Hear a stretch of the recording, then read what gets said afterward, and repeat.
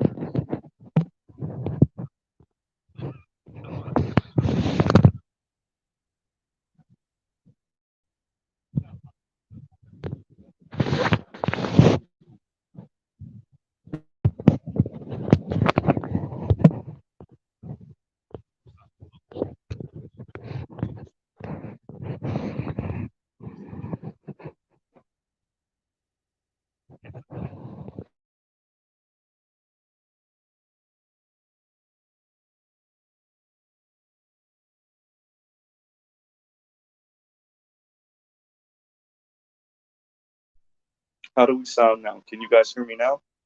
Hopefully you guys can hear me now. Chewing like right. How we going now? How we going now? All right, we should be good. We should be good. Look at it. Mr. Z had a whole serious topic going on, and I tripped my whole own self up. Right. So I don't know if BGS, if you got that link, I put the link in the description. That was for BGS. I hope it went through. And that was for BGS and Dr. Thunder if he wants to slide through. Right. Okay. So I'll put the link one more time. And everybody can come up a little bit later. I'll let y'all know. But this is for BGS and the PhDs. I'm a PhD. Right. Kevin destroyed the world with that one. Right. And so yeah. All right. And so as I was saying, so that's all I want us to think about, right?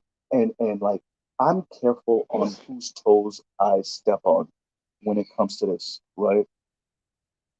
I'm careful because there are certain elders that I don't know how much I agree with them on the way Black people acquire power in this country. And it's frightening because like I don't have a degree and I'm not like as studied and read as them. So like I have to like shut up and I'm not ADOS. So I'll just be like, and you're like, and you're scratching your head and you're like, I don't know. But like you're not qualified enough to say I don't know. So you just gotta hold it.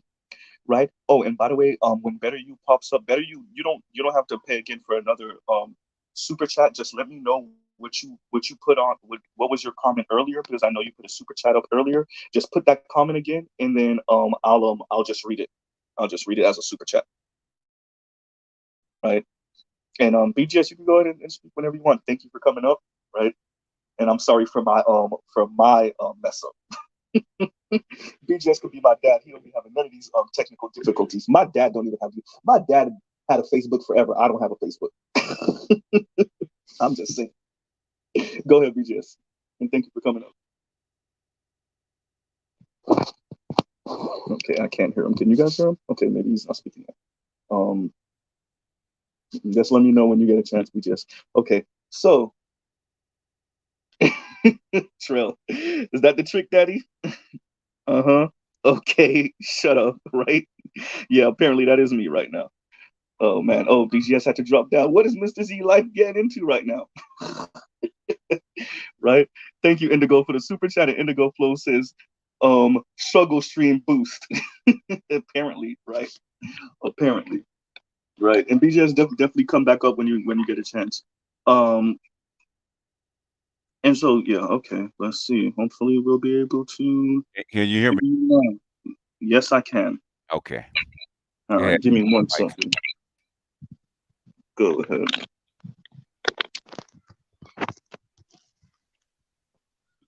Okay, go ahead. Go ahead, BGS. Okay. No, I didn't know where you left off. So. Oh no, we just I'm just talking about because I actually mentioned you and Black Uru and Hmm.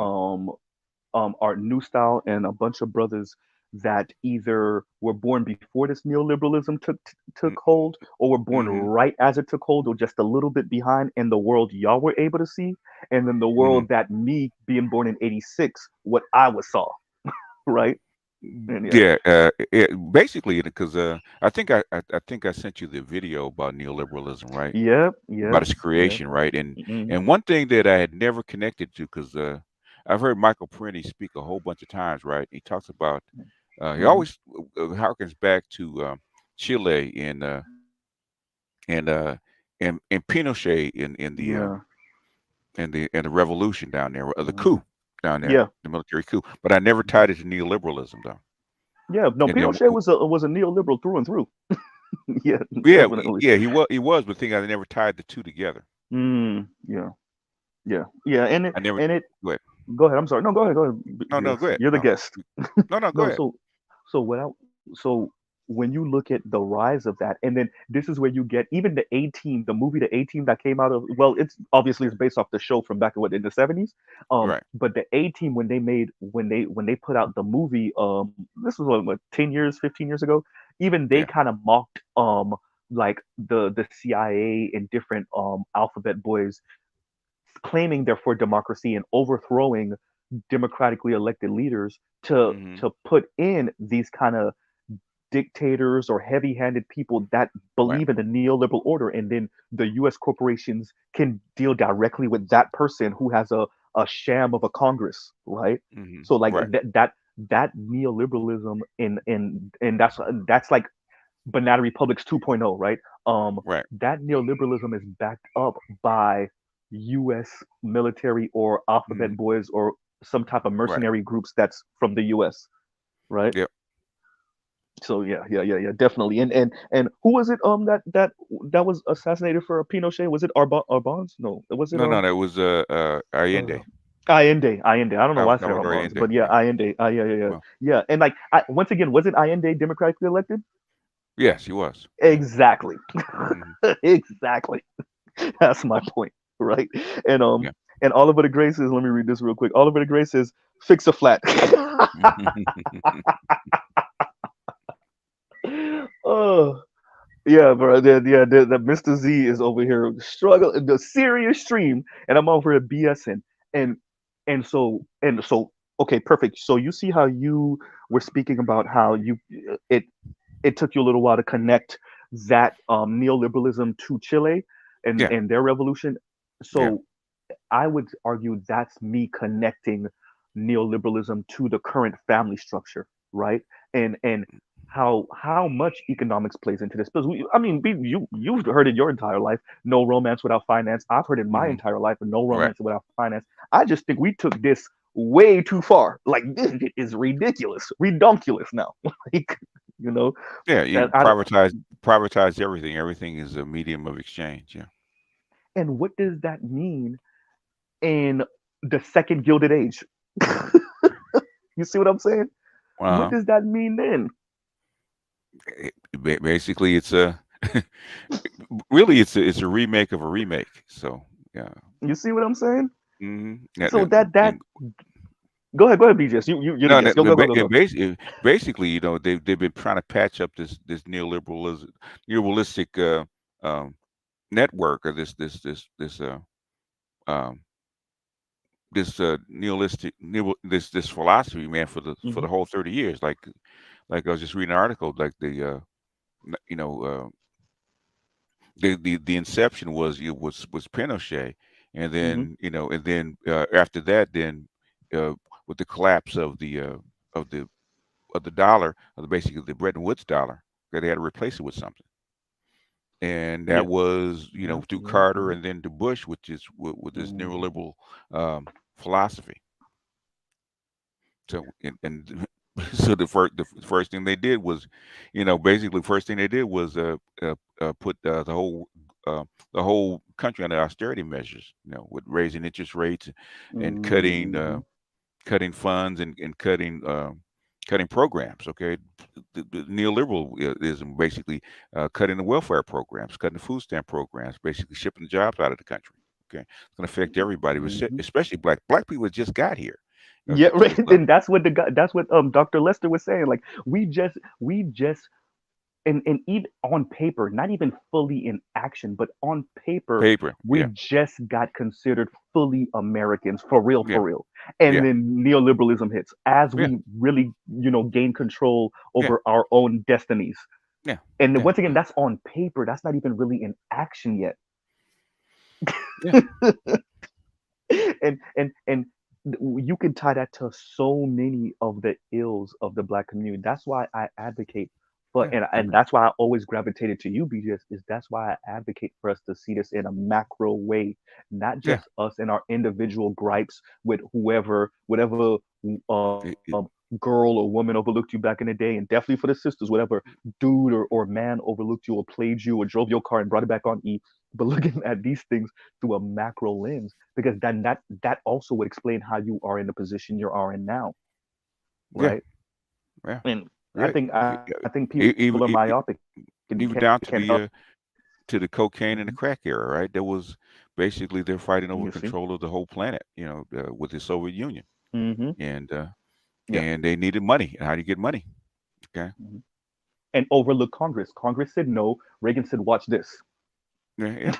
I'm gonna right? go behind. Yeah, And and yeah. We're gonna. and you, in Yeah, a weird way, the black community in the U.S. helped to fund the Cold War, not by their own choosing, but you know, hey, yeah. Do the back door yeah, and being and contain it into the black community. yep, And we yeah. had to have a way to contain the contagion, keep it in the black community. You can sell it. The thing is, they can make a ton of money. Customers can go down there, but you're not allowed to go outside that little bubble. And when Yvette Carnell says the black community has been made to be the shoes on which America runs on, there you Hmm. go, Yeah, right? forever. Yeah, Yeah. And there's a way to advocate off of this. But then first you got to know your position. And so this is where I come in. I'm like, do we know our position? yeah, Right? Because I'm not saying that we don't have a a bad response to what's going on or a bad reaction, right? I'm willing to concede that to a certain extent. The black community can go about this in a different way. I'm willing to concede that. What I'm saying though is we're not even acknowledging all of the mechanisms, right? I and for me, I think we lean way too heavy into the individual messing up that than how the system creates that. the individual is always part of neoliberalism, right? The Yeah. feeding on the individualistic culture like that, right? That's neoliberalism. Hmm. And Yeah. that's what it pushes. That pushes the laissez-faire, do-it-yourself, bootstraps kind of Yeah. thought. And Yeah. before that, it was socialist, right? The Hmm. pro-socialists coming from FDR for Yeah. for Yeah. almost 50 years, Yep. And and then so I've and always said that it differently. collapsed. Yeah, Hmm. so that's okay. So I always said it differently, which is like I call them the president's president, which is like those presidents that are like they're the ones that so many other presidents follow in the image of. So Hmm. FDR, you get FDR up until about halfway through Carter, and Hmm. then from Reagan on to now, you get Reagan. That's why I put up that meme in my community chat a little while ago that said classic Reagan, nerd Reagan, cool Hmm. Reagan, Hmm. eloquent Reagan. They're all Reagan. Well, All the presidents yeah, we have since '80s is Reagan, yeah, yeah, pretty much. right? Yeah, And before that, all you had was different, slightly more conservative, slightly more liberal forms of FDR.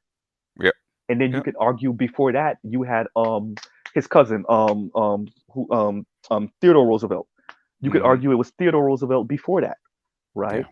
And then some I mean, form of Lincolnism before that, and some form mm-hmm. of not really George Washington, but Benjamin Franklin before that, Mm-hmm. right? You can argue, you can make that type of argument where there's a president that sets the precedent for the presidents, tongue tied, um, for the next how many generations, Yeah. right? And yeah. Yeah. Yeah. And So right now we're still living through the auspices of Reagan. Although it looks like we're trying to dismantle it. I don't know how successful we're being in no, that though. the thing is, it's not it being dismantled. It failed. Okay. Hmm. And that's what that's Yeah, that's what that's the a better way to article say was saying. it. It failed. Okay. Because the first Right. crash was the savings and loans crash, right? Because Hmm. they liberalized the I was too laws of young for savings that. I and don't loans. It remember that. crashed. Yeah, you too long. Yeah, you too young. Yeah, you too young for that. And then the second, Hmm. it kind of it you had this big boost because they financed all the tech, Mm, all this borrowed money to finance the tech that crashed. But then the stock market crashed that way. But thing is, what did they do? As they always do in 1999 before what's his name Clinton got out of office, they hmm. um, ended the Glass-Steagall Act. Glass-Steagall. Yeah, yeah, Yeah, yeah. And for those of you that and don't know, Glass-Steagall was the separation of the investment banks and the commercial banks. And hmm once you get those merging together, well, what is it? What was it? 8 years later? 7 years later? 8 years yeah, later? yeah. 8 years later, yeah, And you had a housing, crash. housing, Yeah, right? And by the way, some of the people on the cutting edge. Oh, apparently it was the most open kept secret that this was going to eventually cause a crash, yeah. They right? were arguing. They were arguing about that at the time when they Hmm. passed it. What do you think? What do you guys think you're doing? This was put in place for a reason. But Exactly. they This was put in place for this. yeah, yeah. In other words, what did they say at the time? Oh, it's different this time. We got this modern computers, and we can actually regulate this stuff. We can monitor this stuff, and so we don't need that old fashioned Glass-Steagall Act that was made for the 20th century, the early 20th century. Okay, we can get rid of that. Guess what? They were wrong. 7 years later. Yeah, and even they try to modify that, with the Silicon Valley Bank. They try to modify it because they wanted a modification of what is it? What was the name? Frank Dodds. Frank Yeah. Dodds was the watered down Yeah. version Yeah. of Yeah. Yeah. Yeah. Glass-Steagall. Yeah, Yeah. Yeah. Yeah. Yeah. and Yeah. they And found and a loophole to get past the Frank and Dodds there you bill, go. and then now And what do we have? Yeah, so you have banks that are even too big. They're even bigger than they were with the too big to fail. yeah. You also have the gig economy. Mm-hmm. You also have automation gnawing on your left butt cheek. Then you have feminism gnawing on your right butt cheek. Or should I say the other way, right? You have the Mm-hmm. gig economy gnawing on your right butt cheek, even though there's lefty. Well, it came with Barack Obama put all that helped to put all of that in place. So I can't even say right. But Yeah, this is where FD signifier comes in and argues were any of these presidents since Reagan really lefties? they're mostly centrist, and basically you There you have go. Yeah. with lefties, depending Hmm. on how you with lefties and righties, depending on what policy you look at, right? Sometimes they Hmm. can be the same, sometimes they can be similar, sometimes you can't tell the difference between right and left. Yeah. Now, like Yeah. neoliberals are supposed to be lefties, okay, and neoconservatives are supposed to be righties, but things that they're almost the same thing. Yeah. They're the Exactly. they're the same, the different names for the same thing. Don't y'all forget that Nancy Pelosi told y'all stop saying anything other than I'm a capitalist. I'm a capitalist. She told y'all that. What she said that one 2 years ago, 3 years ago? Yeah. Yeah. Y'all forget Nancy Pelosi is the fundraiser for the Democratic Party, everyone. Or at least was the fundraiser for the Democrat. Don't get it twisted. Okay. So yeah, what BGS is saying is true. That both of these, both left and right over the past 40 years have been neoliberals. Mm-hmm. Right? So that when y'all hear liberal, I know so many people want to just think of the left. I would like to direct you to Reagan or Bush Senior or Bush Junior or Trump. Goddamn, I Trump, mean, Trump is a goddamn. Right? calling a lefty is, we don't use the S word for Mhm. lefties anymore, which you should, Yeah. because that's a defining difference between a liberal Mhm. and a lefty liberal and a lefty socialist. Okay, Yeah. Bernie Yeah. Sanders is a socialist. Okay, Yeah.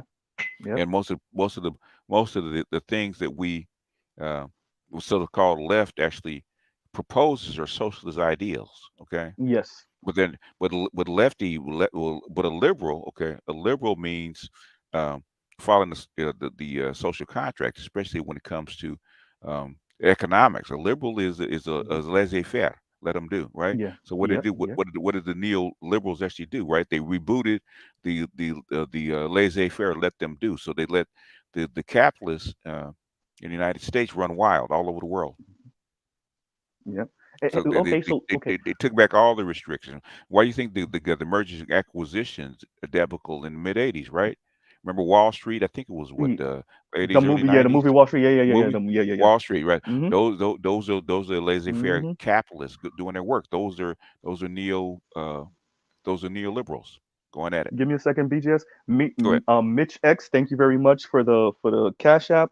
And AB, I know you're in the back. Give me a second because right now it's just me and BGS. I'm gonna bring up everybody in a little bit. Um, so yeah, but they say that BGS, but then they stay bailing out huge banks and corporations. They say everything is open, but they won't bail us out. You go bankrupt, that's on you, The only right? time A they bailed us out, corporation.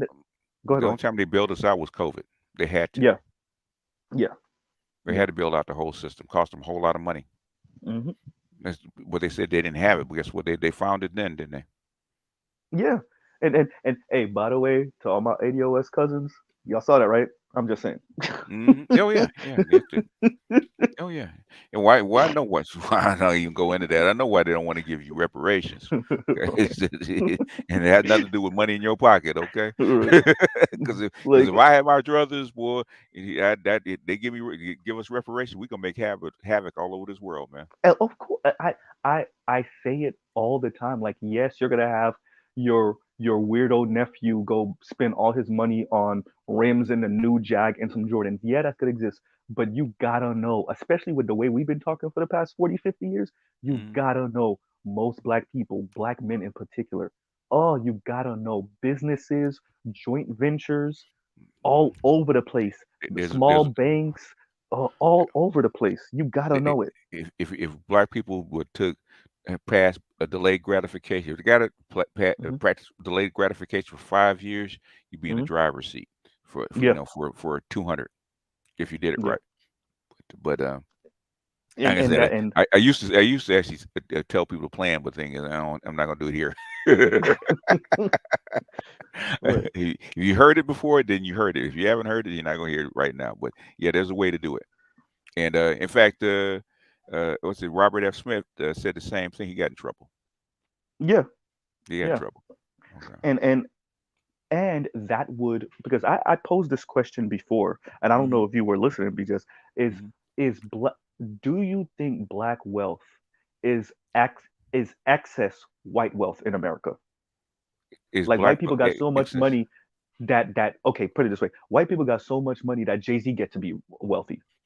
So yes, he comes from the root from us, but at a Mm. certain point, his money isn't even really black anymore. Oh, Same thing with Oprah. Same thing with 50. Or do you think it's different depending on the person? the thing is that somebody like Jay Z and those kind of folks, their wealth Hmm. is global wealth. It's not necessarily See here. national wealth. Okay, just Hmm. like if you look at Rihanna, right, and Fenty, right, Yep, yep, yep. their wealth is global. Same thing with the Hmm. Kardashians. It's not local. It's not United States wealth. It's global wealth. Hmm. So Yeah. so Jay Z is a global citizen, and his wealth does not always come from the United States. Most of it actually comes from outside the United States. And so when you look at so people that have not just transcended their ethnicity, ADOS, Hmm. their Hmm. race, black, Hmm. their nationality, American citizen, but now they're global citizens, Yeah. what does that mean for the average black person? Well, the black people that are trying to live vicariously through them, Um. What right? does it mean? What does it mean for them? Okay, if for the average black person, it doesn't mean very much. Okay, Yeah. I mean it's a nice symbol. It's just it's a like that like a star to shoot at if you can actually have enough wealth and power that you get there. You know, Hmm. I want to go to the moon. Okay, yeah, you can want to go to the moon, but how many people can Do you actually have the go? fuel? Do you have the know-how? Do you Yeah, have to the know how. yeah? Yeah, Yep, yep. you have a lot of people pushing you up there to get actually reach that goal. Okay, Mm-hmm. Uh, the vast majority of people will not get to the moon, okay, ever, nor will their descendants. The thing is that, but it's a star to shoot for. If Yeah. you and I've seen other people, Russell Wilson, Mm-hmm. uh, was it LeBron James, all follow that path. Mm-hmm. Oh, let You me know, let me read this. How but did I not read? Raj sent this forever ago, and I'm gonna keep it highlighted for a little while. And the Raj report. Thank you very much for the super chat, brother. And he says, "This is the Black Manosphere show of the week. Show your support. Thank you. Like, share, yeah, subscribe, hit the super chat, hit the thank you button for the replay squad because this apparently I'm gonna have to find. Oh man, because I'm gonna destroy them if I try to stitch them together. But the when I so I thought I was doing slick by going to my phone and trying to send the uh, link, and then I mhm. messed around and pressed the end button. Oh, okay, That's why I messed around and pressed the that'll end do it. button. That'll Yeah, do it. and I was like, what? And so when I look back on the laptop and the stream ended, I'm like, oh,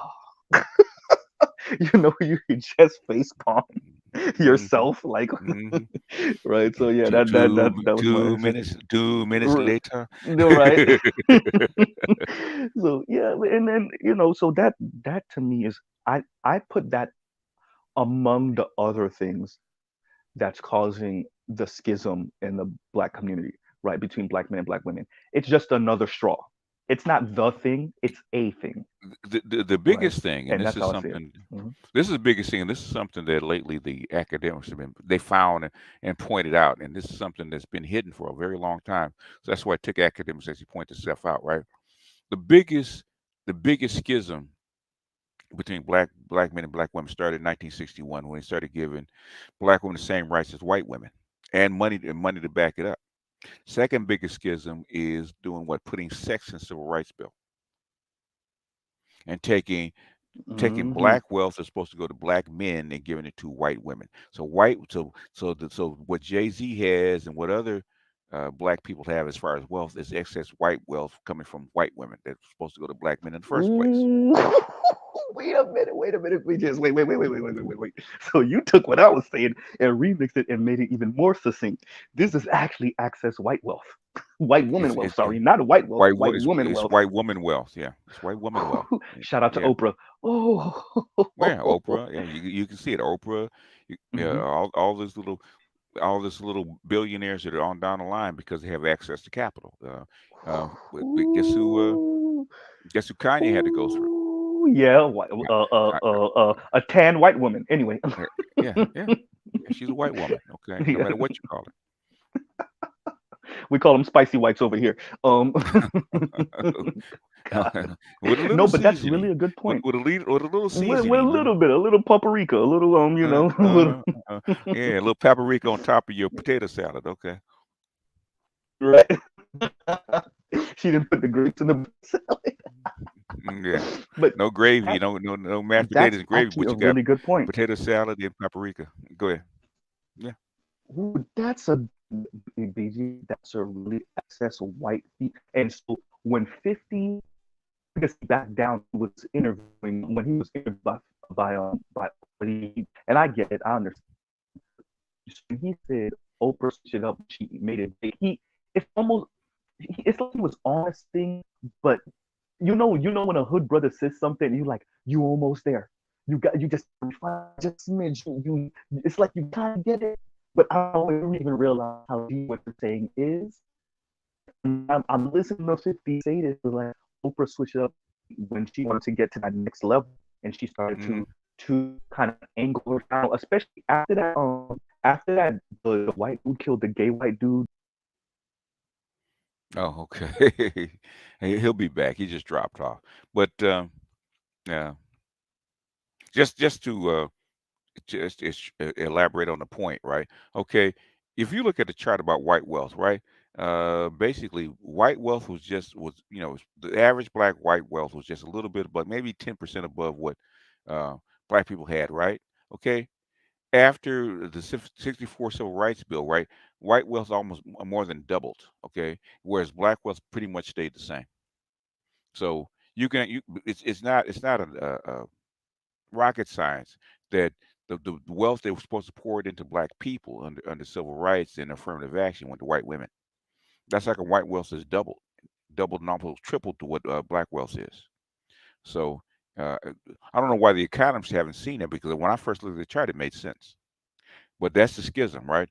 Because according to uh, Clark, and according to Moynihan, okay, what all this was for was actually to, uh, number one, repair the black community for what had been done to them, right? But also to actually repair black families, because that was access to capital, access to resources is almost like the bedrock of American families, right? If you don't have it, you have no family. Okay, I think I'm back. I think you guys You can hear back? me. Thank you, You got it BGS, for straight? taking over. Yeah, yeah. Somebody said the YouTube elites are hating. Bruh, bruh. Could be. The first thing was my fault. This one, this like never happens, especially when I'm inside. This never. I don't drop streams inside. Wow. Okay. Whatever. Anyway. Yeah, okay. I don't even think we talking about anything, but okay. Yeah, whatever. Anyway, when you like it ain't that serious, and they're like, oh, watch. Hey, basically, when you free a mind, it is serious, right?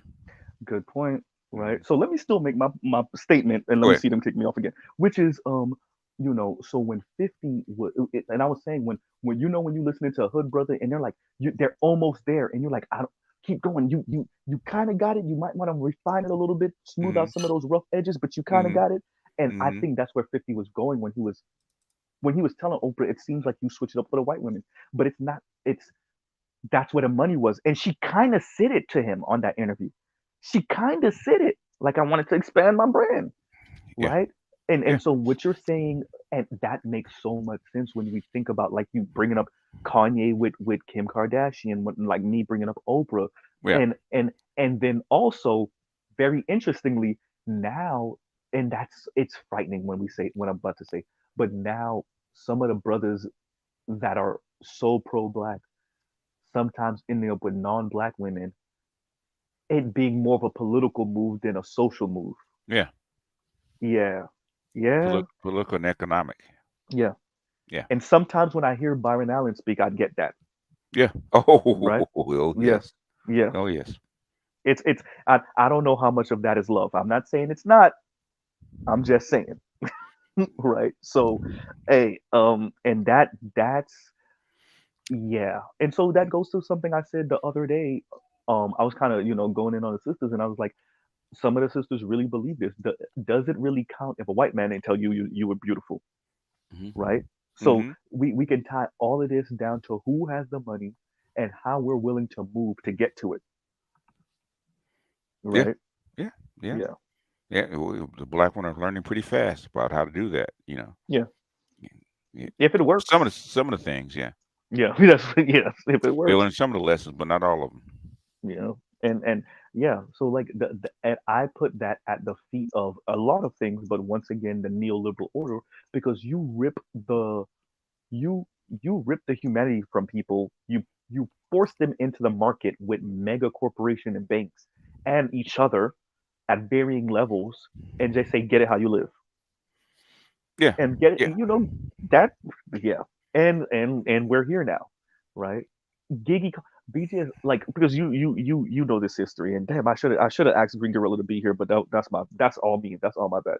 Mm. We know the history of what is his face, Eugene Debs, and Yeah. all the socialists back in the 20s and That's the why. teens and the That's, 30s and that's, whatnot. that's why I knew Bernie Sanders could not be elected, because of Eugene Debs. People kept saying, "I'm a Bernie bro." I said, Bernie Sanders will never see the White House. Okay, I know that, and they will not allow that Today. ever. Okay, now I can hear you, BGS. Go ahead, go ahead. Can You were you hear saying me? that, yeah, no, for like a good 20 seconds we didn't hear you. So you were saying that's how you know Bernie Sanders wasn't gonna make it. Would never Yeah, never be elected. Yeah. yeah, because of Eugene Debs. Yep, Yeah. Yeah. yep. Go look at Eugene Debs. He ran 4 times, right, until he got put in prison. And he was thrown in prison. Yeah. Right? So like I bring that up to say all of the social safety nets, all of the programs, all of the labor rights that were fought for, because we Mm-hmm. understand how pernicious and how predatory, that's definitely the word I'm looking for, Mm-hmm. predatory some of these banks and corporations can be, especially against you as an individual, right? Yeah. Because we understand that, right? The Okay, so because we understand that there were so many of these kind of like safety measures put into place. That's how Right. you get the 40-hour work week. That's how you get weekends off. That's how you get no children in the labor force under a certain age. And Hmm. then even before 18, you can only do so many hours in different states, They're, right? they're thinking about scaling back the child labor law as we Yeah, speak. see, and there you go, Hmm. right? So when you have all of those, right? And Spain man said, what this Spain man says, Spain man said, I can't super chat. You go check my cash app. And thank you very much, brother. Thank you very much for attempting to support. All right. Yeah. I know. I get it. Trust me. That's by the way, if y'all notice, and side note, if y'all notice, that's why y'all don't see me super chat anymore. My super chat is You there? Oh, okay. All right. They got him. Okay. BGS. uh, I'm super what chat happened? BGS. Oh, go ahead, BGS. No, no. What are you gonna say? Your super chat is what? It's deactivated. I can't super chat. Oh, really? If I tried to super chat you, if you were on live right now and I tried to super chat you, when I put the comment in and I press go, when I press the triangle button, the go button, it would Hmm. say this has been timed out or something like that. Really? Yeah, Okay. I haven't been able to super chat in over a year. Yeah, I was the Wow. first person to super chat Charles. I've super chat just everybody before, but Hmm. about a year and some change ago, I have not been able to super chat. So yeah, so I get what Spain Man's saying, but for me, it's everyone. I can't super chat anyone, right? So yeah. But back to what I was saying, all of these labor rights laws and social safety nets, and the weird way that they're going about it is they're defanging these safety nets, but it's really not that. They're finding workarounds. The gig economy stuff is a workaround, Hmm. right? So instead of us paying taxis and taxi drivers and them having unions, which is what exists in the Northeast, we'll just allow Uber to exist, and we Hmm. also can lower our unemployment rate with all of these gigs and us considering it employment, Yeah. low key kind of self employment, right? Because they're considered Yeah. private contractors. So Yeah. yeah, and on the books on paper we can say, hey, our unemployment rate is 4.7% or whatever the hell, Yeah. right? Yeah. Yeah. You knew it was coming Yeah, because and they couldn't. They don't want to insure. They don't want to be responsible for employing people anymore. So give you so the we tools went that you employ from yourself. so so we went from the government being the employer of last result back in the late 40s, the 50s, definitely the Hmm. 60s, to Hmm. flipping that by the early 80s, and Reagan telling you, pretty much the government is not here. The government is not here to help you, Hmm. and then Clinton backing that up, right? Um, right. What did Reagan say? The how many I'm, from, worse words? yeah, yeah. I'm from the government. I'm here to help. Yeah, I'm here to help. That one, Hmm. right? And then Clinton backing that up, right? Hmm. Saying the era of the small government, I mean, big government is over. Era of the big Hmm. government is over. So Hmm. when you get that back to back, 2 different decades, well, right? 30, 40 years later, and we're here in Hmm. 2023, Yeah. right? And especially during a time when people need that. See, this is why I would argue for universal basic income. Because Hmm. if you're going to put people out there in the gig economy and so many people's healthcare is tied to their employment, so many people's life insurance and all this other stuff, health insurance is tied to their unemployment, I mean, to their employment, then that is why you need some type of like go between when they're going from gig to gig, or from this job that only lasts 6 months to this job that only lasts 6 months. When they're going in between, there has to be a way for us to help them out with their health situation, or that gap in employment for 2 3 months, or for 6 weeks, or for Hmm. 2 weeks. There needs to be a way. And once again, neoliberalism said, yeah, we'll leave that for the corporations. You, on the other hand, Mr. and Mrs. Individual, particularly black people, figure it out. Get it how you live. Well, no, they actually force you to pay into it, right? Because if you don't, make you pay a penalty for not being involved in a health Oh, well, the care. health survey, yeah, Yeah, yeah, yeah. yeah, yeah. And yeah, I just, I, so I think maybe a couple months ago, me, you, and Black Uru were speaking on this. I don't remember. It might have been one of your midday panels, Mm, and I was saying like, how is this supposed to? Oh no, I was saying like they got to change this, and you and Black Uru was like, they have to. It is gonna change, it's right? gonna change. Because it's not sustainable. That's what we were Yeah, saying. It's not sustainable. it's That's not what we were sustainable. saying. That's what you're looking at. Hmm. This what you're looking at right now is your last gaps of what the neoliberal order, Yeah, and yeah, with this president, you know, yeah, it's the yeah. last Well, gasp, trying to keep it going, almost trying to reboot it, but I don't think they can. if there is somebody, Mr. Credit Card himself, if there is somebody we could call the last gasp of neoliberalism, oh Hmm. boy, if it's not Yeah, Biden, y'all got to tell me who. yeah, Because yeah, there's a reason why they call him Mr. Credit Card. There's a reason why he was in Congress for what 40 something, 30 something, 40 something years before Barack Obama, before he was vice president, right. right? Because Yep. he's been in since what, the 70s, right? Yeah, I do believe. Yeah, I Yeah, think the late '70s. Yeah. and there you go. So you go from the late 70s, so let's say 77, 78 to Mm, '08 becoming vice president. So that's yeah, 40 years, yeah, right? That's 40 years. Then you're vice president.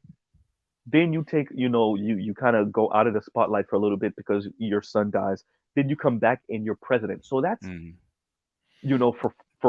let's assuming that he makes it all the way through. That's four yeah. years. So really, Even he said they pulled him out of the bullpen because they didn't have anybody else.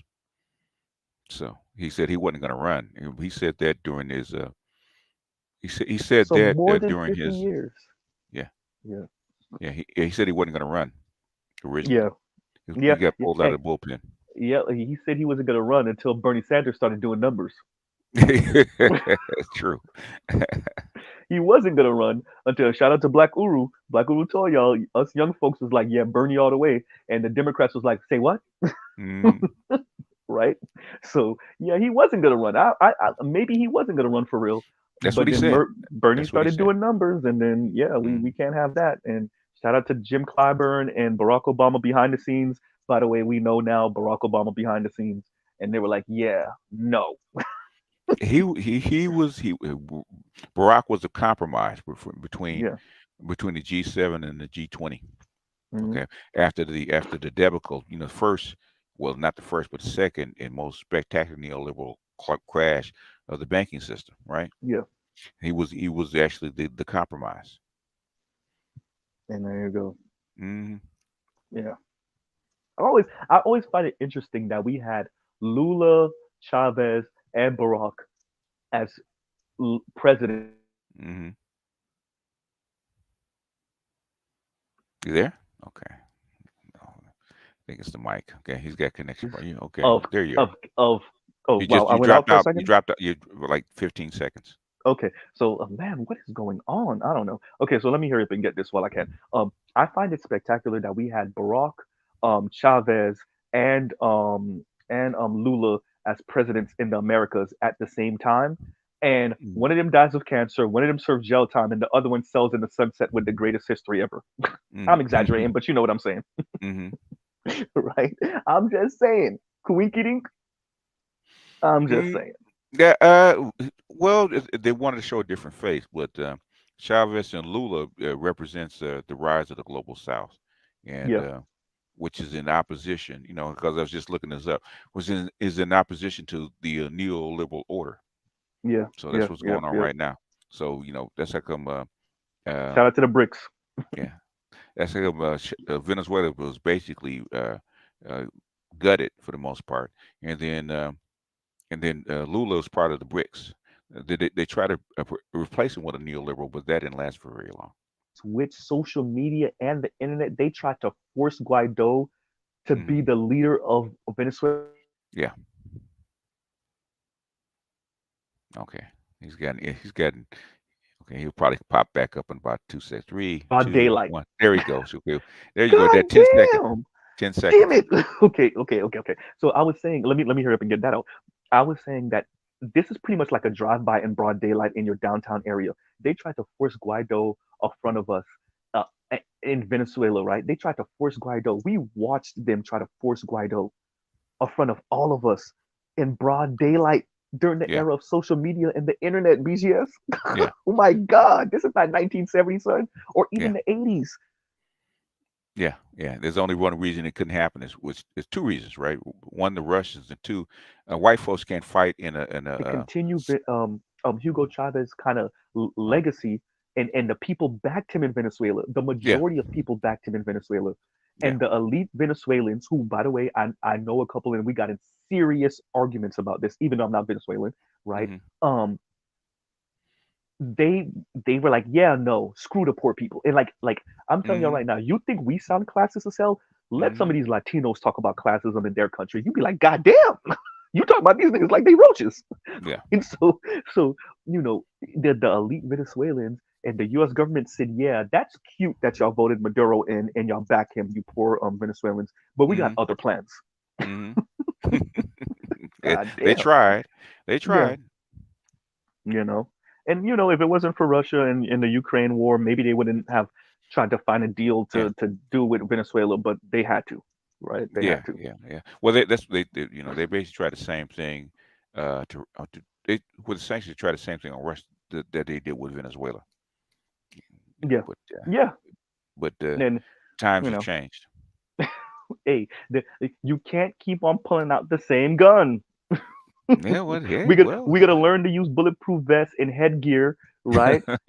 We got to learn. And like the developing world and the developing world and the global south are like, bro, you gonna keep on using the same sanctions over and Yeah. over again Yeah. Yeah. every time That's you what. don't like what's going on. All right. That's why they call it the collapse of neoliberalism. That's like when Yeah. we see all these articles and and because when the video came out, I said, "Man, why are they allowing this out in London, and no less?" So what's Yeah. going on here? And I said, Yeah. "Oh." Then I started reading, "Oh, the collapse. Okay, it's ending. Got to figure out Mm, another plan. They got to do something yeah. else." Well, didn't they? I, who said it? Or was this just like a general consensus of like we are no longer in the era of like everything is about the shareholder, right? Maximizing profit for the shareholder. Now we're what they call it conscious capitalism or something else where they try to make Yeah, it. that, It's that like it was. some go between Keynesianism and neoliberalism, but it's not fully Keynesianism. It's more like it's more like uh, World Economic Forum is actually pushing that kind of stuff out. Yeah. Because basically compassionate capitalism. Yeah. How can Yeah. capitalism There still you go. work? Yeah. Yeah. For Yeah. the average person? Because if not, it's not gonna work out because it hasn't worked. Okay, Well, you think? it's it's and they've been trying to make it work. It's been shaky. Even Yeah. laissez-faire capitalism didn't really work. Socialism had to come in and actually kind of modify things. Yeah. Otherwise, the people wouldn't accept it. We actually ripped it up. Yeah. Yeah.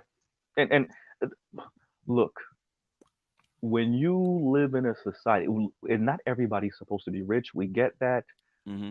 but 60% of Americans can afford $1,000 emergency. Like, Hmm. bro, you see what I'm like? Once you hear that, I don't know what else. What else do you got to hear? Yeah. Because that's not poor money management skills. Some of that Yeah. is poor money management skills, but systemically, that's not poor money management skills. That's systemic. That's systemic, right? Yeah. So, like, and that's what happens when you live in an era where the wealth has been hoarded at the top, Yeah. Yeah. right? And it, yeah, In the '60s, man, I was reading that 16% of your disposable income actually went to shelter. you see, Okay, now it's what, depending on where you live, anywhere from 30 to, if you live in the big cities, anywhere from 30 to like 60% of your disposable income actually goes to shelter. Okay, that's ridiculous. That's it, neoliberalism at its heart. BGS, we live in the era. I might have to put it up again on my community tab because I covered it. I mean, I put it up a little while ago, so it's too far down in my community tab now, where they were interviewing. I want to say it was either Frontline or one of them. They were interviewing this Canadian investor, and Hmm. he's one of those people like BlackRock that's buying up all the homes and keeping it on the renters Right, market. right. And he literally came out his mouth. He said something, and the lady caught it. The interviewer caught it and said, "So what you saying is now y'all renting the American dream?" American dream. Huh? Yeah. Yep. Yeah, and that's what okay, yeah, that's basically what they're doing. They're trying to what Michael Hudson called rent seeking. Yeah, Yeah, which there is you go. you went out like Hmm. 15 seconds. Oh, okay. No, no, keep going, keep going. Yeah, BGS. I mean, it Hmm. was rent seeking. Basically, Hmm. Michael Hudson said the same thing. This is a laissez-faire capitalism, right? In other words, owning everything and then renting it out at a high price for maximum profit. Hmm. Hmm. Yeah. And that when I say when I heard the dude say that, I'm like, oh, so y'all like kicking us when we down. Yeah, Because yeah, taking advantage of it. Yeah, right, no, that's definitely kicking people when they're down type talk, right? So like, yeah, yeah, and he was like, and he said yes when she said, so you're saying people can now, young people can't afford the American dream, so now they can rent it. And he said yes with the most smug, like unapologetic, yeah, cold face ever. yeah. What did Bill Gates say? You'll own nothing and be happy. Yeah, right. And Hmm. Bill Gates and Klaus, whatever his Schwab. name is. Yeah, is it Klaus Schwab?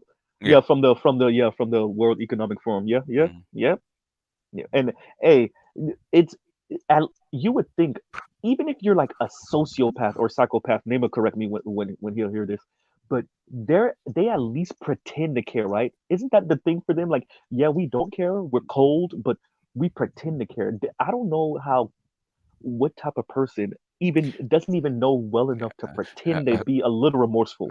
a psychopath will tell you that he doesn't care. A sociopath will pretend that he will. Okay, so this is psychopathic behavior then, Yeah. because he looked her in the face and said yes. Hmm. My God. Right. And let me read this real quick. Figuring ish out. Thank you very much. I know it's a squad of y'all, so I don't know which one is which, but Hmm. and I know Toya's on there sometimes. So figuring ish out. Thank you very much. And he says BGS tax, old Jim Crow Joe, right? Yeah. Yeah. Yeah. That's why I couldn't vote for Buddy. Yeah. Yeah. Exactly. Exactly. And better use is goddamn Big Shirley stepping all on your internet, bro. For real. Fiber optics, what? Right? So like, yeah, man, I don't know why. I never go in and out like this. I never go in and out Yeah, like this. you never have me one on one, do you? You're right. Yeah. Yeah. You know what? You're right. This is actually the first time. Wait, Yeah. is this the first time the first person I'm actually interviewing? This is the first person I'm actually interviewing. I wish I Beside had like a FD, soundboard for the like the claps and the cheers and stuff. Right. beside FD signifier. Right. Yeah. Yeah. Yeah. Yeah. Yeah. Yeah. You're right. Oh yeah. You're right. In But fact, no. where you at, FD? I know you're listening. You should be in on this, FD. I know you're listening. Hear me or This can is you your get? kind of, yeah. Okay, yeah, yeah, that was me. Yeah. That was me. That That was was me. you. Okay, Okay. so what I'm gonna do, I'm gonna bring a panel up. I'm gonna have you lead them for a little while. I'm gonna restart my phone, so maybe that'll clear up some bugs or whatever the hell is going on in a Okay. little bit. So I missed what you said. What were you saying about FD? You said I you was know just, he's listening. I know he's listening. You should be in on this because this is your kind of subject. He's been, and I will, as a fellow lefty, Hmm. pat him on the back a little bit because Hmm. I've been watching some of his stuff on other channels that Hmm. lefty channels, and not even just black lefty channels, but Hmm. so first, he did speak to Dr. Jared Ball. I shared that. And he did a good job, to tell you the truth. I'm like, Okay. all right, yeah. And then Okay. he's been on other lefty channels, and this is where you get to see, this is where I'm like, okay, this is the type of stuff we're in agreement with. But the second he start talking relationship and black woman, black man, I'm like, no, bro, stop. First of all, once I found out that he been with his wife, or he's been in a relationship with his wife since he was 21 and she was 19, I was like, bro, okay, Oh yeah. you can't talk, bro. You can't No. talk. You just don't know. You don't know. Nope. Met her in college. He was groomed.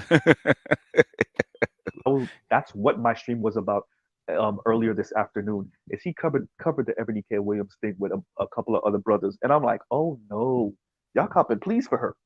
Oh, and y'all Really? soft-handed with her. Oh, okay, Oh, really? Why is he soft-handed with her? Yeah, she's exactly. obviously a righty. No, She she's no lefty. worked for Fox News, tried to Hmm. hit us with the respectability politics and to Hmm. pull yourself up by your bootstraps. Bootstrap. She Yep. did all of that, and y'all Hmm. still, and she's a classist and an elitist. And look at the lefties Yeah. who He's would so he's never let a brother slide with that. Look how y'all was on Bill Cosby. Y'all would never let a brother slide with that, but y'all being soft with her. I'm just saying. so he's the lefty simps, huh? Right?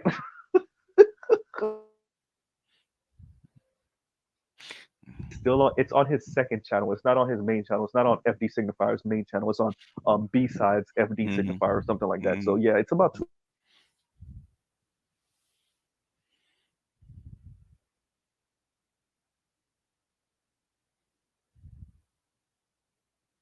I mean,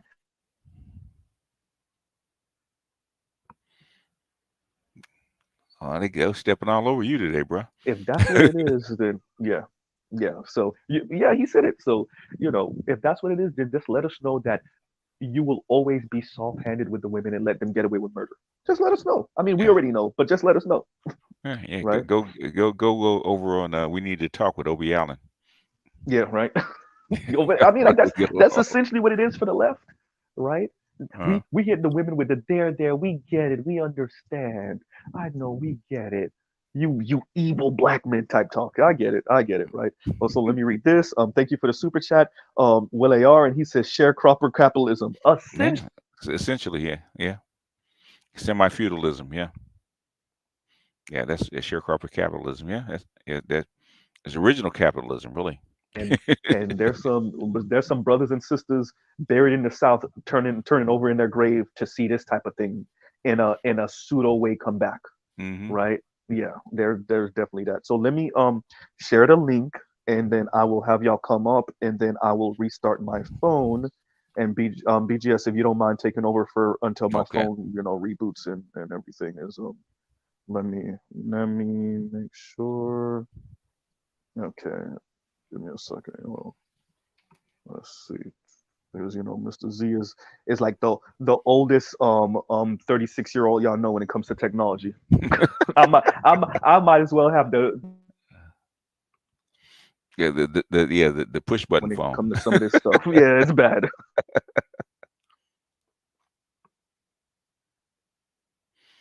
Yeah, they stepping on your Wi-Fi, man. Phone. Yeah, it could be the Wi-Fi. It could be the Wi-Fi. Also, right. So, but I'm gonna restart my phone just in case it is my phone, right? And y'all go ahead and come up and y'all.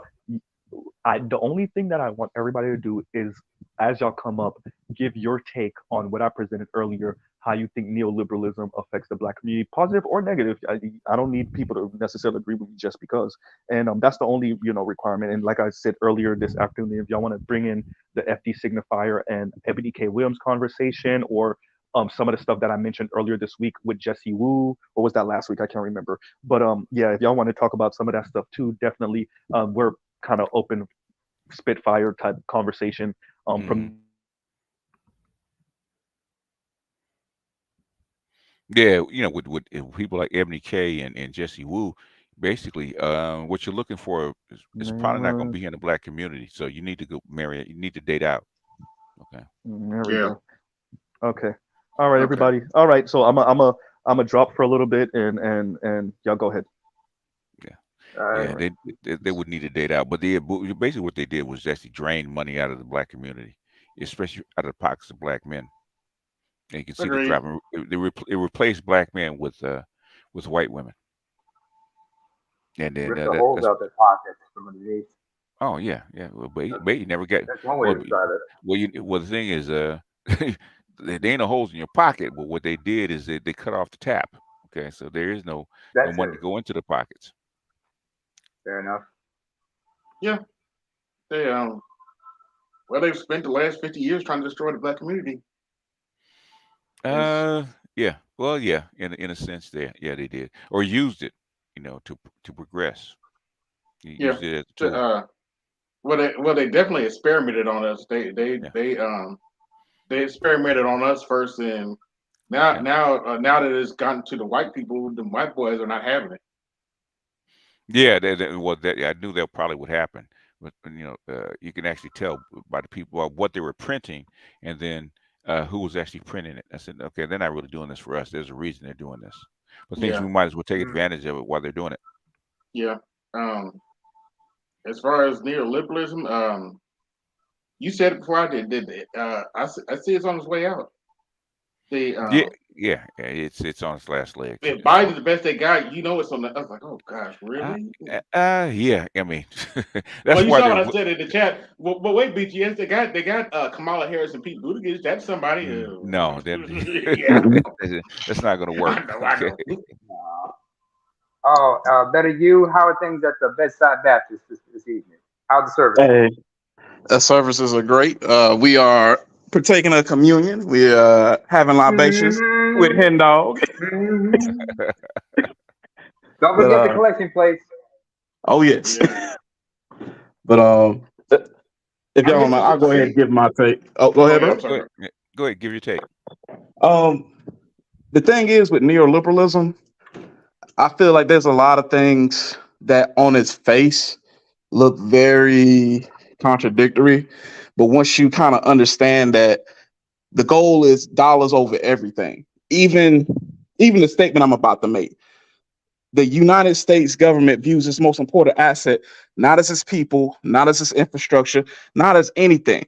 The motherfucking dollar that's in your pocket right now is the most important asset of the state. And when you have that realization, it makes sense why a lot of things are the way they are. They don't really give a damn about women. They don't really give a damn about putting them in certain positions. They give a damn because they spend money. They give a damn about a lot of things because it's to open up markets. Like the whole Russia-Ukraine thing, it's another market. Capitalism is tied at the hip to white supremacy. And by getting people to buy into the myth that, quote unquote, you can, as he would say, you can alpha your way out of struggle, alpha your way out of it. They get you to buy in to this dream to keep perpetuating this system, which ultimately is here to abuse you.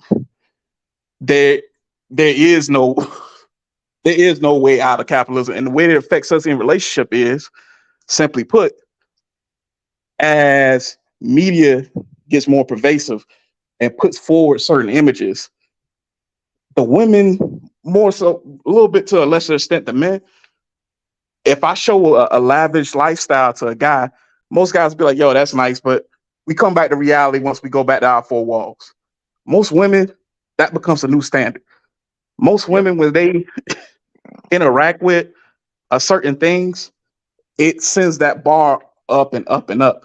And when you have a world where, average income for a black man is 42K, average income for a black woman is 37, but she still is expecting now a lifestyle that's much closer to like 120, 130. Like even our sitcoms, like there's a what is it, Blackish? That ain't no middle class home. No, it's not. That's upper class. Yeah, it's a 1%. Yeah, but and that gets portrayed as the everyday. And when we get those types of things out there, it's one of those things to where eventually we all get priced out to where one or two things happen. Either you wake the fuck up or you become an ebony. I'm back, you guys. Can you guys hear me well? What? Yeah. Yeah. Okay. Wait a minute. Just Hold hold on a second. Are you back on the Android, or are you still stuck in the iOS? I'm definitely on the Android, but I'm dropping Yeah, internet left and right. So yeah. So if I go out, just bear with me. I don't know what's going on. It's either the Wi-Fi or I don't know what's going on today. Of course, when Mr. Z streams, Mr. Z be having great internet where I am, but of course the day when I'm streaming, it's on and off, and yeah, Murphy's Law, right? Anyway, y'all go ahead. I just wrapped up my tape. Whoever's next. Namer. My thing is, oh, by the way, Z, you asked me to correct you on this. The word you were looking for is like antisocial in general. Sociopaths and psychopaths. Okay. They all fall under antisocial personality disorder. Okay. But it's the psychopaths you got to worry about. The sociopaths, they're a little more unhinged. Mm-hmm. Yeah, psychopaths don't give a shit. Okay. There is no remorse because they don't see you as a human being. You're either one of two things to them. You are either a tool to be used and to manipulate control, or you're just an obstacle they have to eliminate. Mm-hmm. And and and how they go about it depends on the person, and also how they were raised and whatnot. Because the ones who grew up to be like like the Dahmers and the Bundys and everybody, they were subject to some kind of abuse, and that's where the violent aspects of psychopathy is, because there's a gene that they heard about that called the warrior gene. Person you might want to look up regarding that is Dr. James H. Fallon, UC Irvine, because he was able to, because he found out, through brain scanning, through the PET scans, everything, and through genetic testing, he can find out if the person is an antisocial. Here's a question: if the people that are the economic leaders of our planet, and I'm not saying that this didn't exist in the past, but if the people that are the economic leaders of our planet are like the guy that I was talking about from Canada that's buying up all the homes, if they're that and they're the example in a subtle way and not so subtle way, our society is telling us to be more like these guys. You want to get wealthy, be more like these guys, move like these guys. What does that mean when the model of this is tend to be white folks, white dudes mainly, but white women also? What does that mean for regular everyday black people? When the example of wealth and power and acquisition and status is this Canadian dude. But he might be American, but it's starting off in Canada. I don't know. But anyway, the guy that I'm referencing. White folks in trouble, and black folks are even worse trouble. That's what it means. Exactly. Yeah, that's my point. Thank you, BJ. White folks, they know it, okay? Because you can actually pretend like you want to be something, right? Until you can't pay your mortgage, or you can't pay a medical bill, or you're about to get kicked out of your house. Okay, that's then you want to be like that guy. That's a far off dream. You think about eating the next day. Yep. And this is the cost of attempting to keep up with the Joneses and lifestyle creep, and et cetera, right? And I don't. Oh yeah. I get it. I don't begrudge people. Like, bro, we were all raised in this. We like nice stuff. Look, I got the Z. That's a toy. That's a really expensive toy. That's not my daily. So I can't chastise anyone for wanting nice things and to want to live comfortable. But what's your definition of comfortable, and what are you willing to sacrifice? And are you unknowingly sacrificing things? Shout out to you, Ebony K. Williams, and then throwing a fit when you realize what you sacrificed. I'm just saying. She didn't qualify for the club. That's what she's upset about. Whenever BGS. And why is that our problem? BGS. Because you tuned into her podcast and listened to her. That's when it becomes your problem. No, it's everybody's problem, because people like Mr. Z keep on going over it over and over again. Yeah, me too. I guess you see most people on the top jumped on her. Yeah, because she was loud. That's why. Yeah, that's why. You're not supposed to tell our contempt. Don't. Fox came out against her. I was like, yeah. Hey, Angela Rye came out against her, y'all. Yeah. Angela Rye. Yeah. Wait a minute. Wait a minute. I gotta do it. Angela Rye with lettuce tomato on the side came out against her.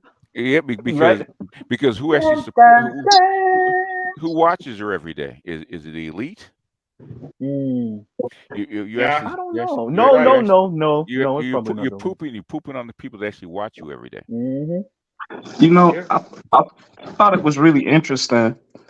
I watched that View segment where they were talking about it. I thought it was really interesting that when you heard the non-black women speak, it was much more.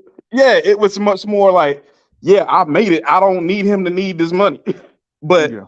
I think her name is Sunny Hostin. I already know who you're talking. I saw the segment too. Yeah, I saw it. Yeah. She's like, well, she shouldn't be speaking like that, but I do get it. We got some. It's like, no, bitch, you got millions. No. Let me be very clear with Sunny Hostin. Sunny Hostin held it down for black women. She was essentially in a very subtle way. She was saying, you white women don't know what we got to deal with. Y'all don't get it. Y'all were pampered. Y'all had nice lives. And for those of us climbing from the bottom, some of us got to be monsters like Ebony K. Williams. And some of us got to sound and move like her. Tell me I'm lying better, you. You not? Okay. Exactly. Yeah. You not? Hey, I'm just saying. Yeah. I just So thought it Sunny was hosted really, did the sisterhood good. Go ahead. Yeah. it was just really funny seeing that dynamic and Hmm. hearing how it was like, and even then, I think there was one of the ladies that gave a pushback too. Was like, "Yo, I come from nothing. Yeah. Like, I got it. He don't need to have it because we got it. Like, there's certain things that I want, and that money aspect of it, it doesn't it doesn't do me anything. It's just another Let me be constraint to something BGS that's to it. already difficult. That's a woman that understands the bargain. Hmm. She understands where she is financially, and she said, Hmm. "All right, cool. I beat you to the money. We'll be all right." What a lot of sisters are saying is, if I beat you to the money, But that's it. Yeah, yeah. Well, yeah. Well, if I move from class and you can't move with me, I need to go get me another man. You're Yeah. dis- you're Okay, bye. disposable. Yeah. Exactly. No, you're disposable. Yeah. and, By the way, Unfortunately, yeah. that's as capitalistic as you motherfucking get. Hmm. and that becomes another thing too. It's like, why the fuck? Why the fuck would I put in this type of work, bust my motherfucking ass, to have a bitch like you waiting for me at the finish line? Hey, you saw the DL Hughley segment about it, right? That's what he Yeah, was saying. That's what he was saying, Really? right? Yeah, it essentially is. It's different if we're going through the journey together. Me Hmm. and my lady, we're going through the journey together. She's making more than she's ever had. I'm making more than I ever had, Hmm. right? But if she would have turned me down because when I first met her, I was making around what she makes now. If she would have turned me down then, and then we would have met now, and she would have gave me, there wouldn't be no chance. Yeah, There wouldn't be no chance, yeah. Men right? value loyalty. Yeah. Yeah. And if Mr. Z YouTube channel was to blow up, or I don't play the lottery, she does, but if I was to hit the lottery or something like that, and I wouldn't leave her just because of the ride or die, just because of that, off of everything. And if she wanted to be a stay-at-home wife, or if she wanted to work, after the kid or the youngest kid is 5 or something, because that's what Hmm. usually happened for those type of women. They waited till their kid is 5, at least in kindergarten, and then they go back to work, right? If she want, I would definitely, if I'm able to, provide that. But it's one thing when you that person has gone through that with you, and then you provide that for them. It's a different thing. The person waited until you're there, and then be like I said earlier, I made this example. They don't ride with you when y'all both are making 20, or when you're making $20,000 a year. They want to wait until you making 100, 150, Mm-hmm. and then say we built together when To you're have making 1 million, right? Or we built together, bitch. You met me when I was making 150. What are you talking about? We built Z, together. if No, I may, no. You were here for some of the building, but you were not here when I was flipping burgers at Burger King. Z, if I may, Go ahead. um, I think what Patrice O'Neill said it best when he talked about, say like when you mentioned the lottery ticket. Hmm. If a woman's like, say, if your girl got the lottery ticket, won the lottery ticket, you'd be looking like, damn, she won the lottery. But the Hmm. thing is like, if you did it, she'd be like, we won the lottery Yeah. because you are part of her when it's convenient, Hmm. when it's necessary. Because sometimes women, I mean, women even do this worse with children. They look at their children as not as an independent being, but as an extension of themselves. Because the whole thing about you brought this child into the world. Hmm. But it's like with their man, they say it. They try to. I guess that's where the whole mommying thing comes from as well. When you think about it, because Yeah. only under certain situations she'll look at you as an extension of Yeah. her Yeah. Yeah. Yeah. I to get try what to you're make it saying. look like That's more of a matriarchal way of viewing the world. Of a very gynoc. Yeah. I see what you're saying. Yeah. Yeah. Yeah. I get it. And look, Mm-hmm. I am like I started the stream off. I am, if you're about your money, I'm not against money. I gotta be very clear, because I feel like I gotta defend myself, and I know none of y'all are like necessarily attacking me. I am not about against entrepreneurship. I'm not about start. I actually think we need it in the black community, to be frank. I'm not against entrepreneurship. I'm not against starting businesses. I'm not against any of that.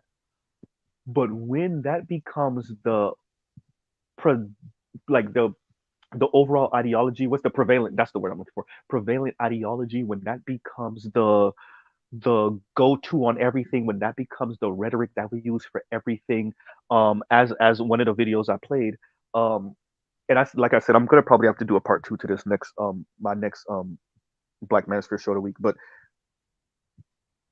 if that is the language and the ideology that permeates everything, then Black people gotta know what that means for the masses of us that also adopt this ideology, when most of us are working class and working poor and lower middle class, the vast majority of us.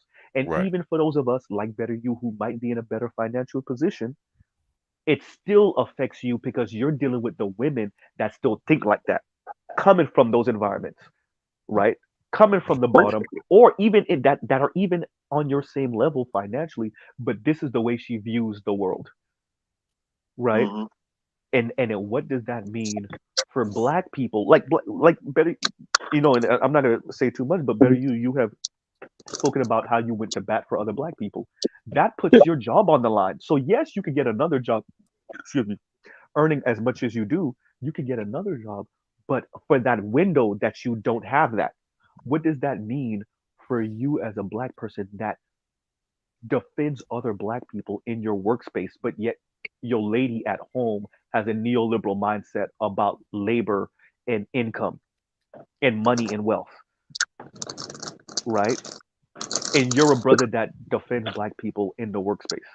You see how they put, like, that's what I'm saying. Like, they put your back in a very weird position. Hey, I'm all about the money. I'm a bitch all about my money. What the city girls chick lady said? I need a nigga that swipe them visas or some shit like that, right? Like Oh yeah. if that's the right, if that's the ideology, and yet you're dealing with Black men that actually have a Black worldview, not rhetorically like a lot of these sisters be on, or just and not even just not rhetorically, not just gendered, because straight Black men are putting Black people on, gay Black people on, pause, Black women on, etc., etc., Black children on, and sometimes that might cost you your job, and yet your woman at home has a neoliberal lens and view of the world, and she talk all that Black stuff, but when you're actually doing Black stuff, she may not ride with you.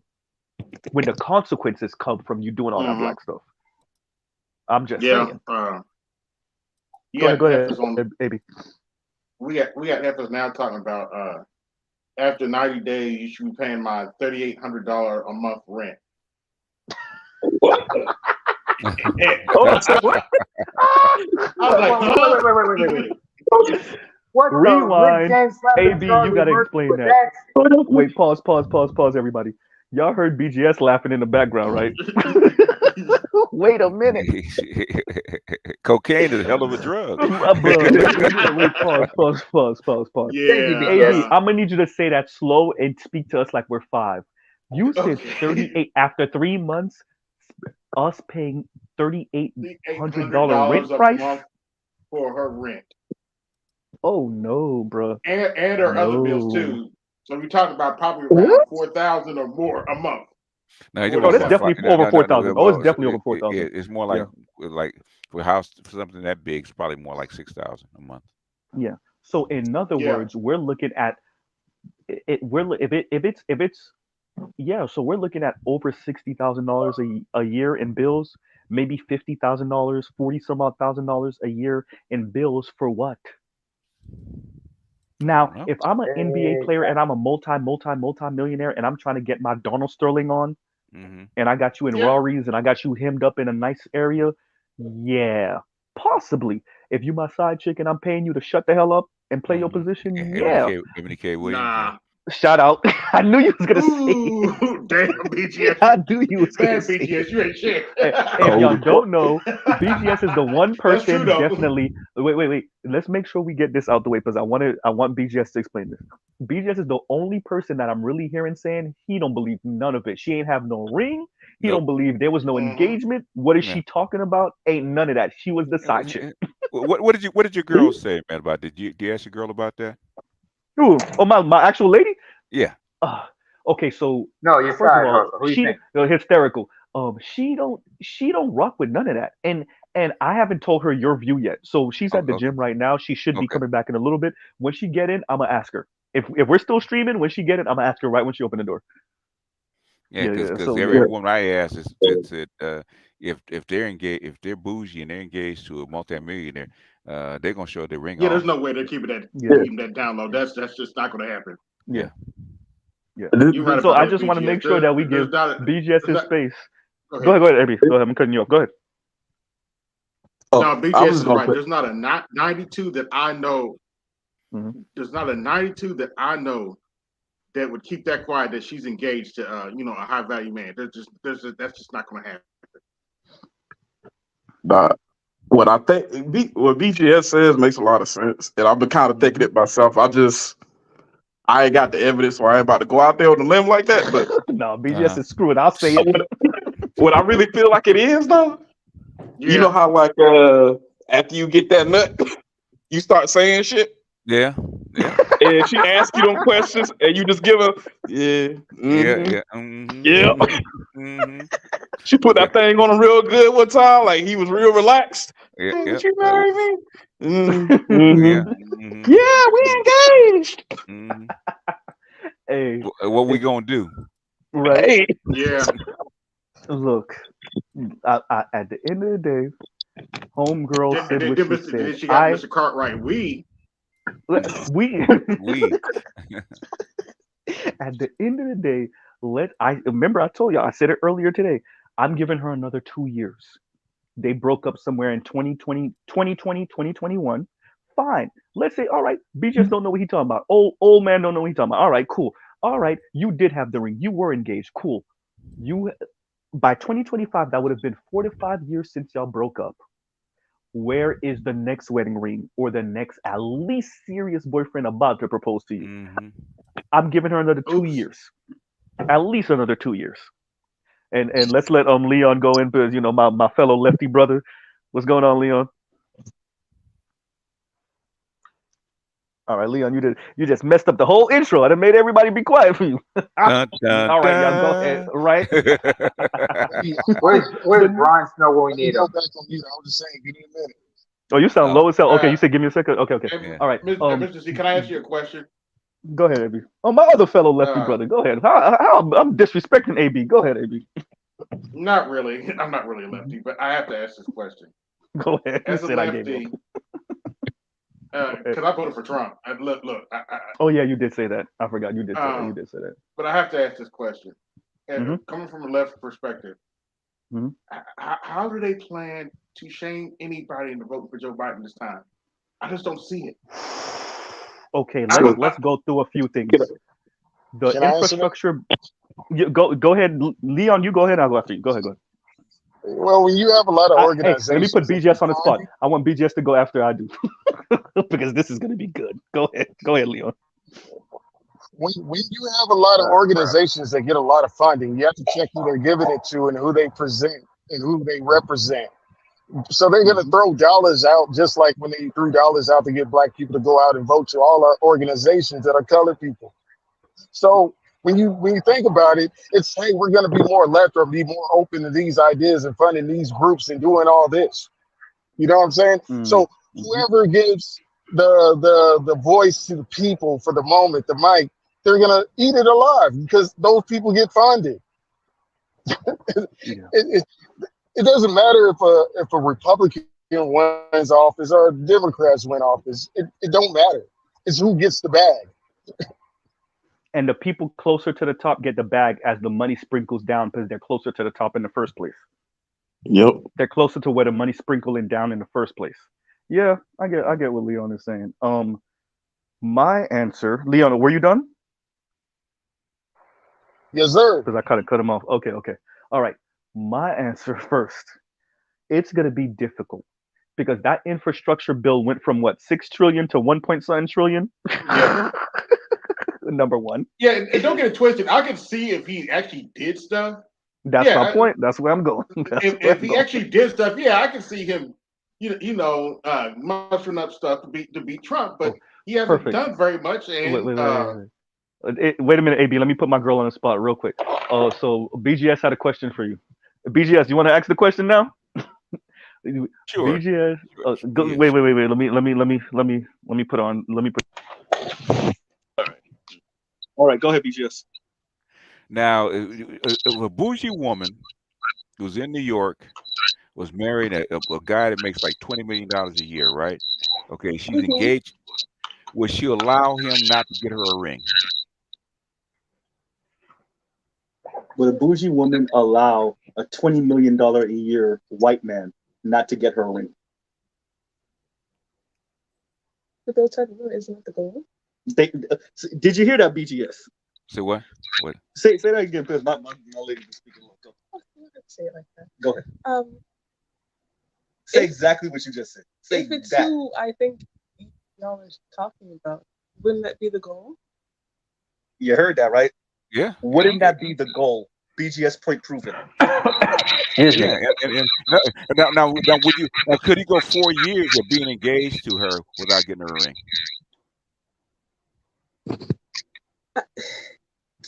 Don't copy. No, yes or no. What do you? Now, you can say no if you don't believe it. You know, you can say. So that makes $20 million. $20 million a year. Could he go 4 years without getting your ring?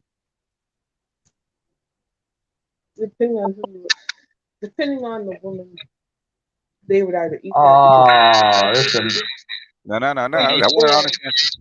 No. Yeah, let her go. Go ahead. If they know that, I think, regardless of how much, just in general, I think, depending on the woman, after a while, you're gonna wonder if this is just. If that's your station, I'm not gonna be a wife. I'm just gonna be partner or girlfriend. Or if you're really expecting that, so. But from what you can gather from Ebony K. Williams, do you peg her as a person that's willing to eat that 4 years of no ring and like girlfriend, side chick, whatever status? No. She said she was engaged to the man. She said she was engaged, but and then she broke off the engagement because he wanted to shelter with his children during COVID.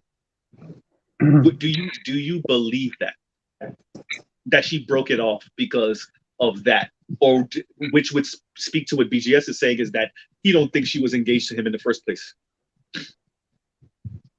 Go ahead. She's granted, she's older than me, so I never dated anyone, kids, especially kids old enough to be 2018 and 13. The kids were 2018 and 13. You deal with some kids, wouldn't you assume those kids come first? But Ebony said she believes in the divine order of things, and she said it wrong. She said she believes in spouse, then kids. God, spouse, then kids, not God, man, woman, then kids, like it's said in the Bible. She wasn't married. She wasn't married. She's not married to him. It is how it goes. And she's not married to him. Yes, exactly. Wait, that again? When it's 7 kids, I don't know how that order.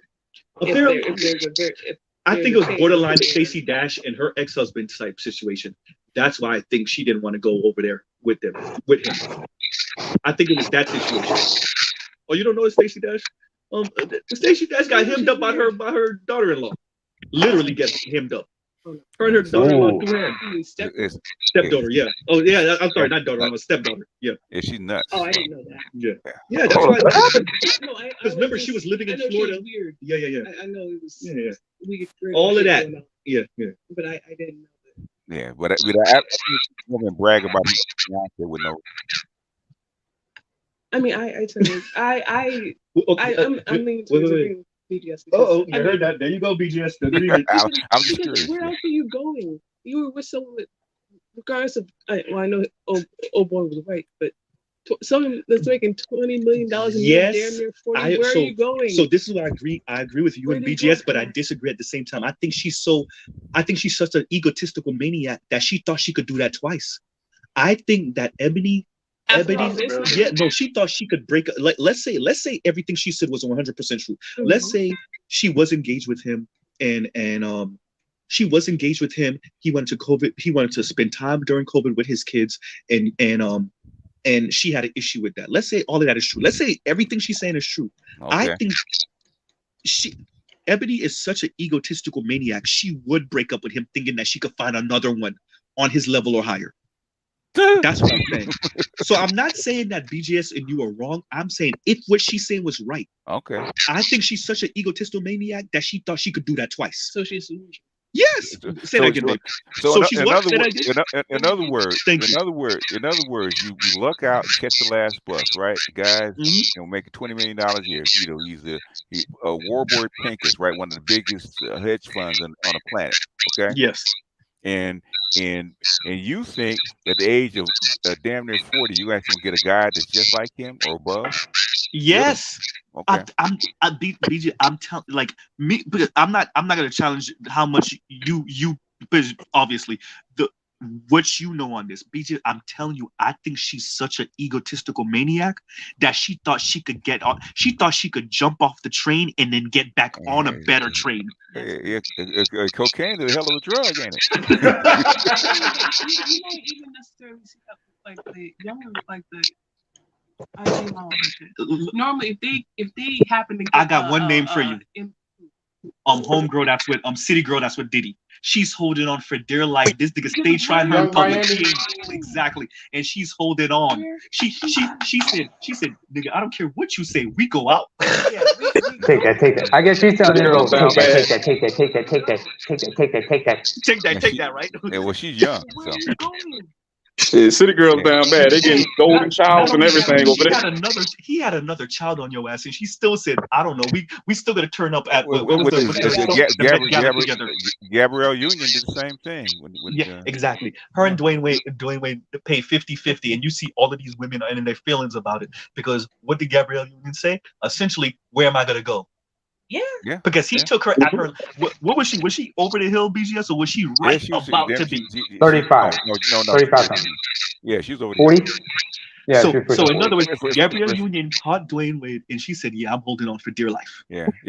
But I stand on my square, and I say Ebony K. Williams is such an egomaniac that once again we're assuming that I'm right here. I think you and my girl are probably right, but assuming that I'm right. And that she and I don't even think I kind of agree with y'all on the ring part. I'm starting to see that. But let's say that truly she had a ring. Let's say she had a ring. Let's say she was engaged. Okay, cool. Okay. I think she's such an egomaniac. She would jump off that train and think she could get another one at her age. I think so. Okay. All right. If she's that delusional, okay. Yeah. Oh yeah, no, she wouldn't. But so I'm agreeing with y'all. She's not gonna get back there again. I'm not saying that she will. I'm saying that she thinks she will. I'm saying she's that delusional. I don't think she's playing. I'm glad you believe in her. I don't. I think she's a liar. Because I couldn't see the link and then I ended up the stream by like an R-tard. My girl done called me out. What happened? Why are you not using the laptop? Why are you using the phone? She know why. Trying to call me dumb and on the low. He got to go what's dependable for him. But let me we keep telling them stop. I see a couple of people in the chat. Black Uru, I definitely want you to come up. Let me put the link in. Oh, and by the way, Black Uru, the topic is about neoliberalism, but I definitely want you to speak on that. How you think neoliberalism affects the Black community, and then obviously, if you want to speak about Ebony K, you definitely can. Let me put the comment. And I don't believe her, man. Like I said, there's two things that have me not believe because I would search for the guy, right?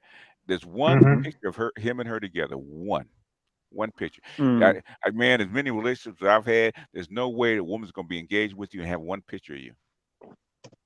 Yeah. He's right. Yeah. Anybody want to come up? You can definitely come up. My side chicks had more pictures of me than she had of her fiance. Wait a minute. Let's go. I. Oh, man, let's go. BGS said his side chicks had more pictures of him than Ebony K. Williams had with her and Old Boy. That's cold-blooded, BGS. Cool. Oh, that's a good question. Do we? Well, what can I say? Let me ask a question. My girl just asked this. Do we know if he was a small hat or not? Oh wow. Oh, good grief! By the name, I don't know. My You girl, wouldn't this is be the first time surprised. she ever heard me say small hat. She just laughed. No, she did. Yeah, she was like, "Wow, yeah." We're doing that today, huh? If he was Shemmy, I would not be surprised. Yeah. Hysterical. That's a term you can use. No, that's a technical term. Well, Daddy Warburg was a small hat, so I wouldn't. Warburg pink is could be. Yeah, Mr. Z, can you answer my question? Oh, I didn't hear you. Go ahead. No, my original question.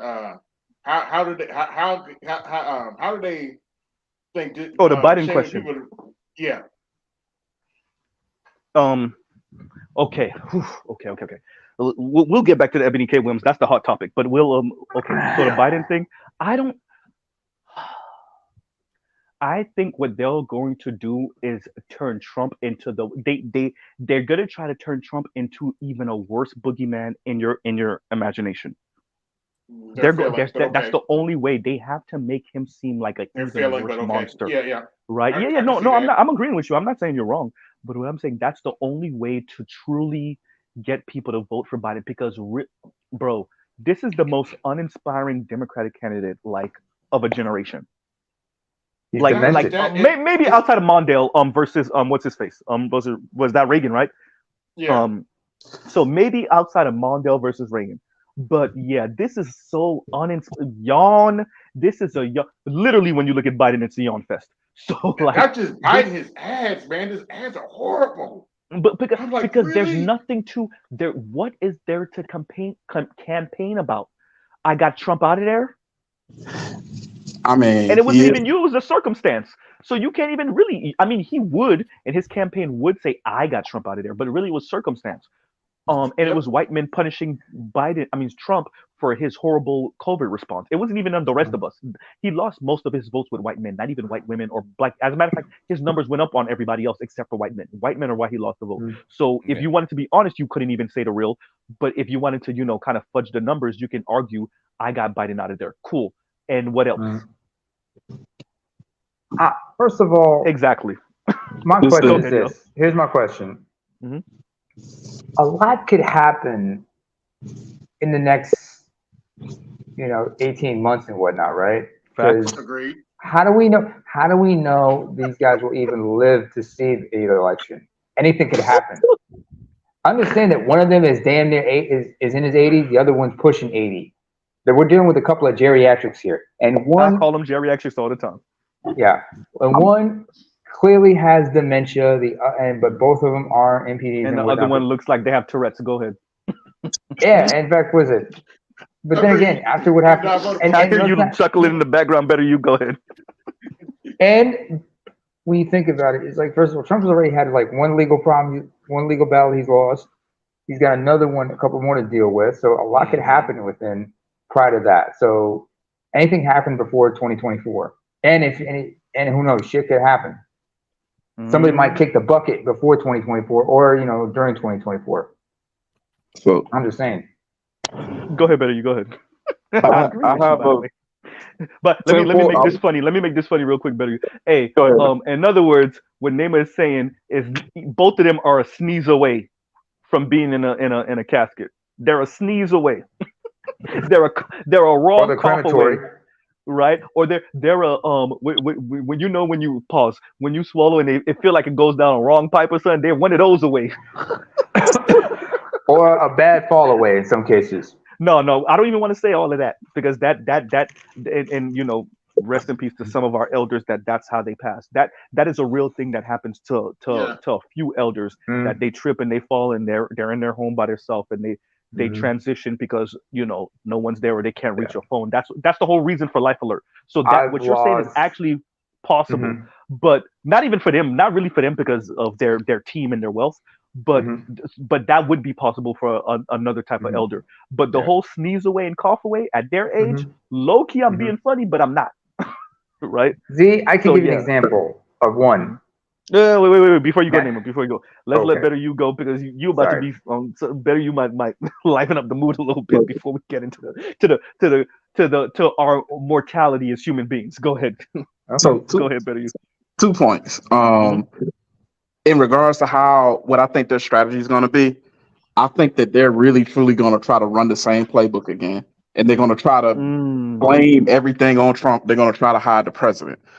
The second part, this is. I'm going to admit tinfoil hat is all the way on, all the way down to my eyebrows. Go ahead. I am convinced they have found a way to bring people back to life. I know Joe Biden done woke up dead a few times. His body, but not his brain. Better you, his body, but not his mind. Let's not forget that. I'll give better you that. I'll give better you that. Hey, if you want to talk about tinfoil, I don't know if we don't have a time machine. I'm just saying, hey, if you want to go straight tinfoil, sometimes I look at certain things that happen, and when I have deja vu moments, I'm like, man, did they start up the time machine again? Right? Like, so if we're gonna go full tinfoil, I ain't gonna say that. Look, when people say they go tinfoil hat, they're going tinfoil hat. I give them space because what we're saying is, I don't have no proof of this. This is how I feel. I don't have no evidence, and I'm gonna say it anyway. and I give people space for that. I give we get to have. I give people a couple of tinfoil hat moments a year. You get a few tinfoil hat moments, but you got to say that you're doing it though. Don't just tell me about facts and whatever, and you whatever. Go ahead. As I was saying. Okay, here's my tinfoil hat moment. All right. I think if they could, they would literally pull a Weekend at Bernie's to keep Biden in office. Shit, they already is. Yeah, I don't feel like you're saying anything far fetched. That don't sound far fetched to me. And low key, let me here's and name it after you go after this. Let me add on to what you're saying, AB, and saying I low key feel like the Republicans would be in on it with the Democrats on keeping Trump out of the White House. Agreed. Yeah. I think they're both. When I look at Mitch McConnell, and when I look at what's the new speaker McCarthy. name? McCarthy. When I look at them, I think to continue the continuity of government the way they have it now, I don't think the Republican party is above being in cahoots with the Democrats on keeping Trump out of the White House. I think for them, exactly. I don't think that and by the way, vice versa, I think the Democrats, if Trump was a Democrat, but he was moving the same way, I think the Democratic Party would also be in alignment with the Republican Party on keeping him out the White House. I think this is about both parties saying, we can have him back in there. He's doing too much. He's too loud. He's too brash. Right, and he ain't going to. He agree with us when he want to, and he don't agree with us, and he's way too loud and brash about his movements. Right, because there's no way y'all don't tell me that Reagan and Bush Sr. weren't doing trade war against Japan back in the 80s, and that's why Japan's economy fell off a goddamn cliff in the 90s. But they weren't loud about it. Trump told you, we're waging war against the Chinese economy, and he was loud about it. Even though he wasn't really, okay. Yeah. Even though he wasn't really, that had already started. Well, but he was loud about it because it had already started. That's my point. That's my point. It already started. Whether he started it or not, but because it could have started under Obama or Bush Sr. or Clinton, and it just took a while for us to see it manifest. But he was loud about it. It actually started under Clinton. Yeah. Okay, so we talk about 90s, but okay, so look at it. So you said Clinton not loud about it. Yeah. Bush Jr. not loud about it. Right. Barack not loud about it. Trump. Hey, let me tell you guys. Let me tell you guys something. It's a wonderful trade world. It's a wonderful trade war. We got to get Namer in here because he's been trying to speak. Before you go, Namer, let me read this real quick. And so, Emerald Edge said shekels, bro. I don't know why the word shekels for money. It's always cracked me up since I was a kid. I don't know what movie I watched or whatever, but shekels always in the Bible. It's in the Bible. Yeah. It's in the Bible. Yeah. They still, I don't know why. Yeah, they still use that up in a little place in the Middle East. That's all I'm gonna say about it. It's hysterical. But go ahead, Namer. You were trying to talk. Oh, by the way, it's gonna be amazing. We know what we're doing. It's how it is. Spectacular. Spectacular. Because that's his narcissism. But anyway, gonna be true. He doesn't even know what he's saying because it's the delusion of it, and the fucked up part of it. It operates subconsciously. He has no self awareness of anything. But anyway, let me while you going. Let me throw my Northeasterners, particularly my New Yorkers, under the bus. and he's a New Yorker, and you know them niggas. Yeah. Queens One of native the most too. braggadocious people on the planet. Oh my Queens god. native too. But as I was saying, exactly, a Queens nigga on top of that. He's from Queens. Queens native. He's from Jesus Queens. Christ. Born in Queens. Jesus. But I will say this, like we talked about, you know, Nas said, Queen niggas run you niggas. Ask Russell Simmons. Queensbridge, especially Queensbridge, South Queensbridge, Hollis. I wonder St. if Trump Anne's, played that song Southside Jamaica, Hollis, Ether, Queens. right? Hollis. That's where Run DMC from, Hollis. But anyway, also, what's his name? On ESPN, it's from Hollis, Queens. Yeah. Also, what's his face with the receding tape line? Yeah, yeah. With the mini fro. Yeah. Talking about Stephen A. Smith. Yeah. Stephen A. Smith, old bum Hollis, ass. Queens. Yeah. Stephen A. Smith got the biggest forehead on the planet. Girl, just let it go. Hold on a second. Let it go, Stephen A. Smith, please. No. Let it go, please. He got a pointy. He don't have the shade. He don't have the head for it. He ain't got the head for it. He got a pointy head. Yeah, you look like. Yeah, he ain't got the head for it. But so wait. Look, bro, the fro start at the middle of his head. Though BGS, he gotta let it go. He gotta do like LeBron. Got to get him a man. Lace fronts. Man weave. But he had the money. He should have been did it. BGS. I had to contact. What time when LeBron's man weave came loose, he had to go to the sideline. Yeah, no. LeBron's hairline now. That's where he's got the headline. Stop hating on LeBron. LeBron's hairline is sharp as hell. Now I dare you to touch it and probably cut you. Yeah, it will. It will. Okay. All right. As a death weapon. Oh, by the way, BGS. Yes, BGS. First of all, as far as like we said about Stephen A. Smith, first of all, I think the answer you're looking for is no. But anyway, what I was trying to get at, and wait a minute. I'm gonna cut you off one more time. This is the last cut off. Promise. Well, because I gotta say this because Mr. Donnie Mac just killed me. Mr. Donnie Mac said Stephen Thesaurus Smith.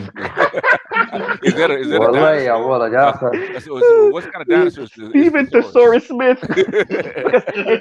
and this is the thing. He really don't be saying nothing.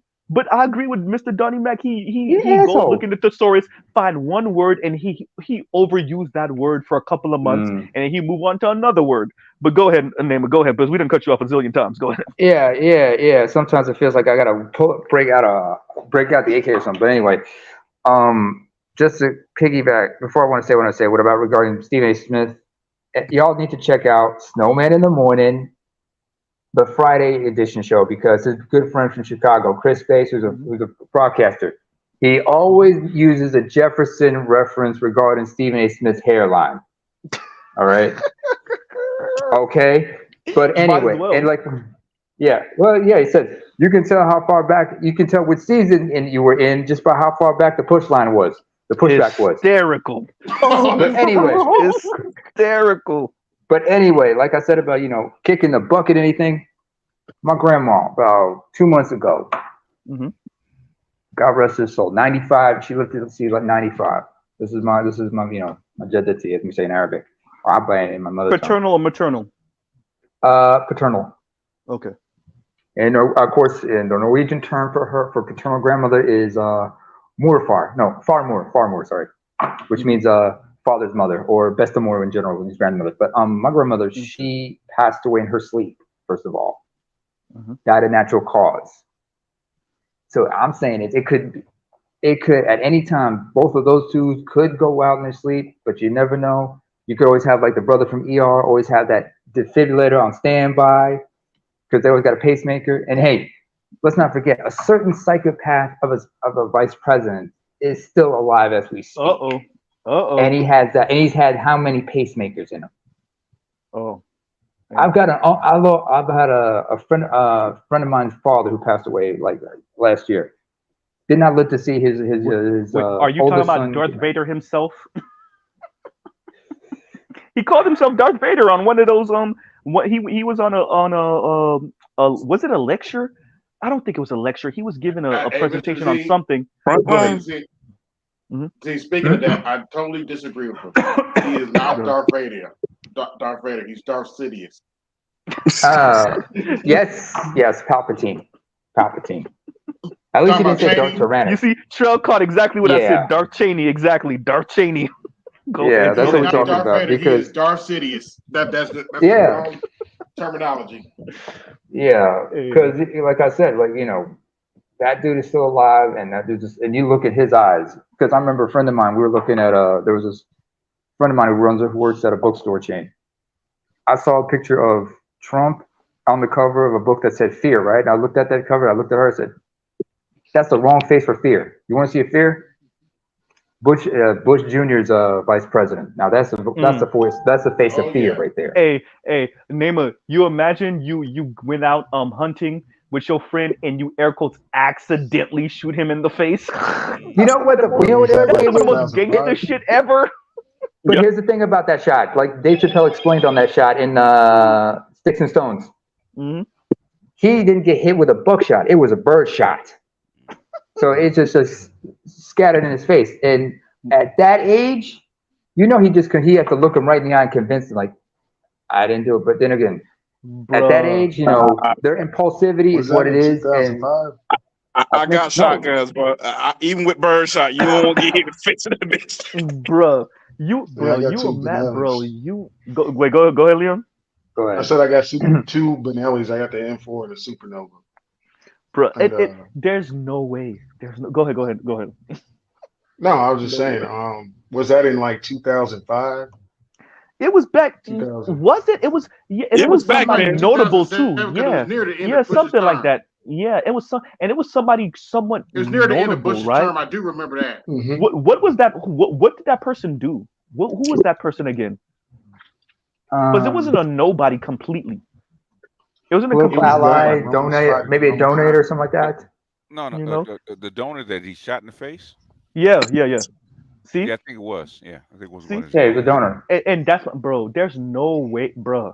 If that's not excuse my language. If that's not gangster shit, y'all tell me what is. Me and my boys go hunting. Yeah. What did y'all learn from Game of Thrones? When they wanted to get rid of Baratheon, they got him the hell up out of there.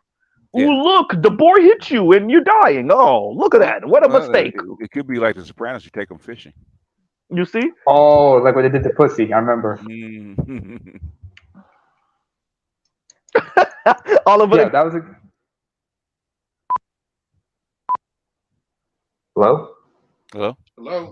Hello? I'm back. Everybody back? Oh, that must no, that's the video. Video Morgan. Yeah, that was a video playing in the background. I don't know. Oh yeah, I know. My phone just did its own thing. Can you guys hear me now?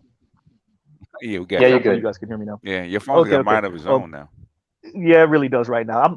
And this is what I get. So I have a Note 9. I bought it brand spanking when they first dropped, right? And I was bragging all over the world about all my coworkers. A Note 9. That's old. That's an old phone now. Note 9. It is an old phone. And yeah, when I got it, the S23. So that's where I'm going. I'm going S23 Ultra because Mr. Z over and so see that. So we got to talk because I got to. Is it really that good? Because I'm gonna get it. Oh yeah. Yes. It's nice. There's no more notes. So the Ultra series is the new Note series. Yeah.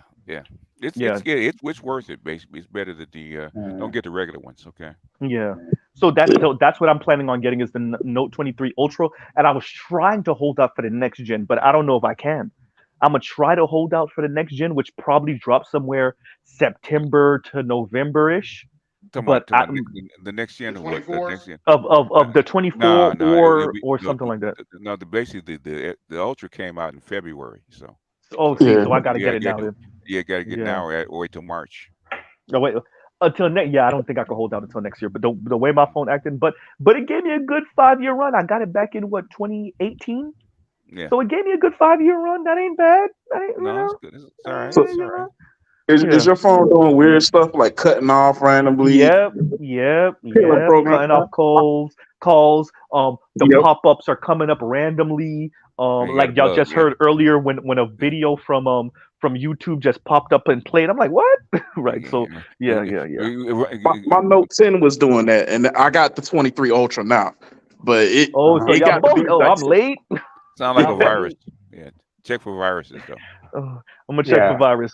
Maybe I'm downloading too many adult content. Anyway, thank God for McAfee.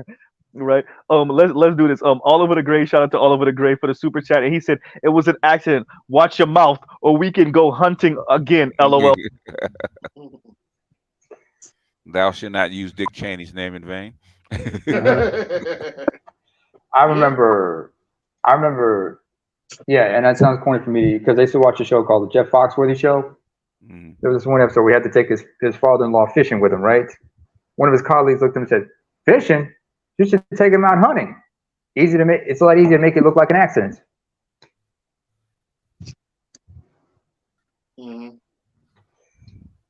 Oh, okay. F the crickets. Screw the crickets. Fuck you. Fuck y'all. Fuck the crickets.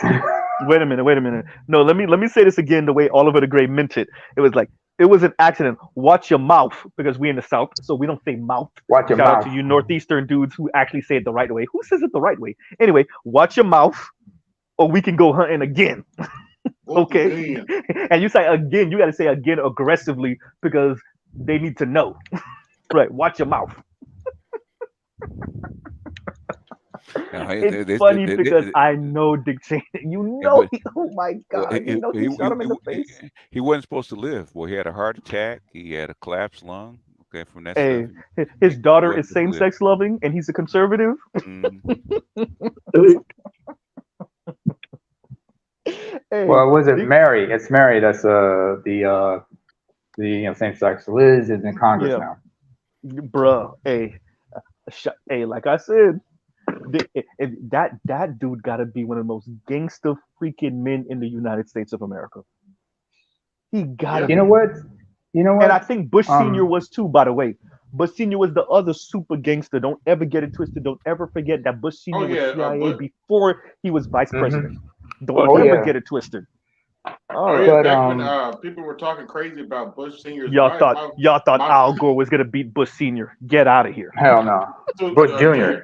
Even if Al Gore did beat Bush Senior, which he did, he still didn't beat Bush Senior. I'm sorry, Bush Jr. I'm sorry. Yeah, even if Al Gore did beat Bush Jr., which he did, he still didn't beat Bush Jr. If you get what I'm saying, wink, wink. Bush Senior, whatever. Whatever. Yeah, you know what? That's actually a good way to say it. Yeah, he beat Bush Jr., but he didn't beat Bush Senior. Let's see. One was like, we went there, right? That nigga was like, "Yo, that nigga tried to kill my daddy, son." Right? Hey, that's another gangster move. That's another gangster move. Wait, better. You got to do it like Chappelle. I think trying to kill my father, son. Right? Can't kill my father, son. Oh man. What did he say when he was on the beginning of the episode when he was with Wayne Brady? It was a Riverdale. Oh shit, it's Wayne Brady. Oh shit, it's Dick when he had the Darnell, we shout out Darnell and shit. And when he was hanging from the gate and he was swinging afterward, you can't play that for me. You cannot play that clip for me. I'm gonna be laughing like I just watched it for the first time. You know what clip makes it? That shit is hysterical still to this day. Shit, my favorite is like the R. Kelly one, but that's another. Oh, the Pee on You, hysterical. Yeah, but what I'm gonna say was like yeah. Oh shit, it's Dick Cheney. Go ahead. You know this guy is what he is because first of all, BGS, thank you for introducing all of us to Craig B. Hewlett, because I remember Craig B. Hewlett discussed about this individual because this guy never went to Vietnam. Here's another man who ducked Vietnam. And when asked, because like, we understand. Go ahead. Yeah, Trump avoided it because he had some excuses, but he made some, he did whatever he had to do. When they asked Cheney, and somebody who puts him on blast for not going to Vietnam that's why they call him a chicken hawk. Go ahead. Yeah. Oh, they're all chicken hawks. But he said, like, when asked why did you enlist and go to Vietnam, he just looked at the person and said, "I have better things to do.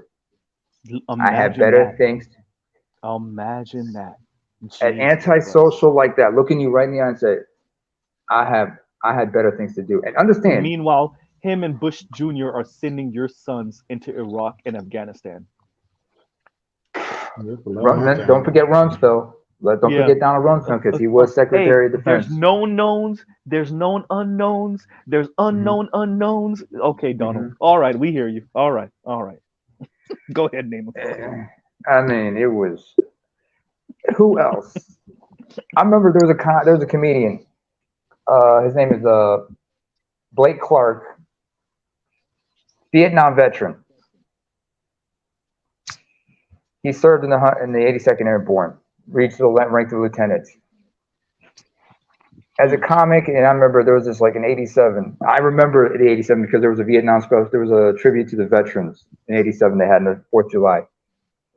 He had this joke where he said to explain to the veterans, like, when we were in officers' course or in basic training, they said, the drill sergeant would say, what are the two types of people on the battlefield? You're supposed to answer the quick and the dead. Clark, he said, my answer was minority and the poor, drill sergeant. And he looked at the crowd, all the more Vietnam veterans. He said, the point I'm making, fellas, is when we were all in basic training or additional training, whatever, there weren't a lot of senators' sons with us, were there? Mm-hmm. Hell, we live in a different era because even now, look at what happened. Look at Mitt Romney. How many of his sons enlisted? How many people you know whose sons had enlisted from the government or from Congress? I mean, so that's what I was just saying. So there's yes and there's no's. So you have the well, at least for the previous generation of Kennedys, right? JFK and his older brother. That's how his older brother died. His older brother was the one that the father had. Exactly. Joe Kennedy was the one. Well, remember Joe Kennedy. That's the dad name too. But the son, Joe Jr. Joe Jr. was supposed to be the one that was supposed to run for president. He died in World War II. That's why he didn't end up following down obviously the line. So that then it got to JFK to do that. Same thing. His plane blew up apparently. The one that just died a couple years ago. Oh my God. Ted Kennedy. No, not Kennedy. The one that got caught in Vietnam. Geez, y'all know what I'm talking about. McCain. Exactly. McCain's son is in the Navy. Probably. I want to say he was in the Navy. That would be third generation then. Yeah. No, he'd be third generation. Fourth generation. Fourth or fifth. All right. Yeah. Because McCain's dad was in World War II. McCain's granddad was he an admiral or the captain of a ship in World War II? Father was admiral. Father was the admiral. Grandfather was. No, but his granddad too. His granddad. Okay, then both of them were admirals. Long-time admirals.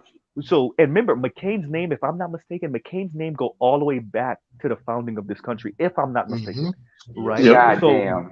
So, and a lot of them are military people. So it's not just the more recent McCain's, going all the way back. So you have, I mean, great granddaddy McCain or great granddaddy McCain. Then you have granddaddy McCain. Then you have John McCain. Then you have the son now, and I think that son is married to a sister. One of the sons is married to a black woman. Yeah. One of the McCain sons is married to a black woman, and she's kind of cute too.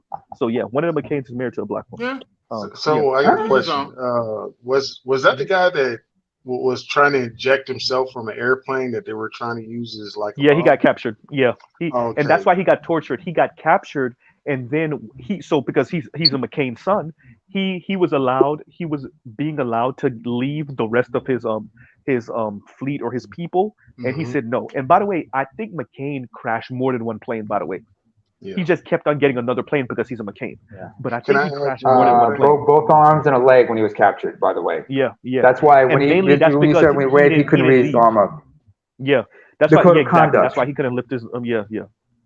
The code of conduct. What you're talking about? Somebody had to ask the question. That was me. Go ahead. Okay, sorry. Real quick, let him ask the question. If you actually look at what Michelle Obama's heritage runs to, South Carolina, COHENs, and if you look where wait, say that again. Pronounce the name for me again. BGS knows what I'm talking about. Yeah. COHEN. Particular J words, but Okay. Yeah, her great grandmother.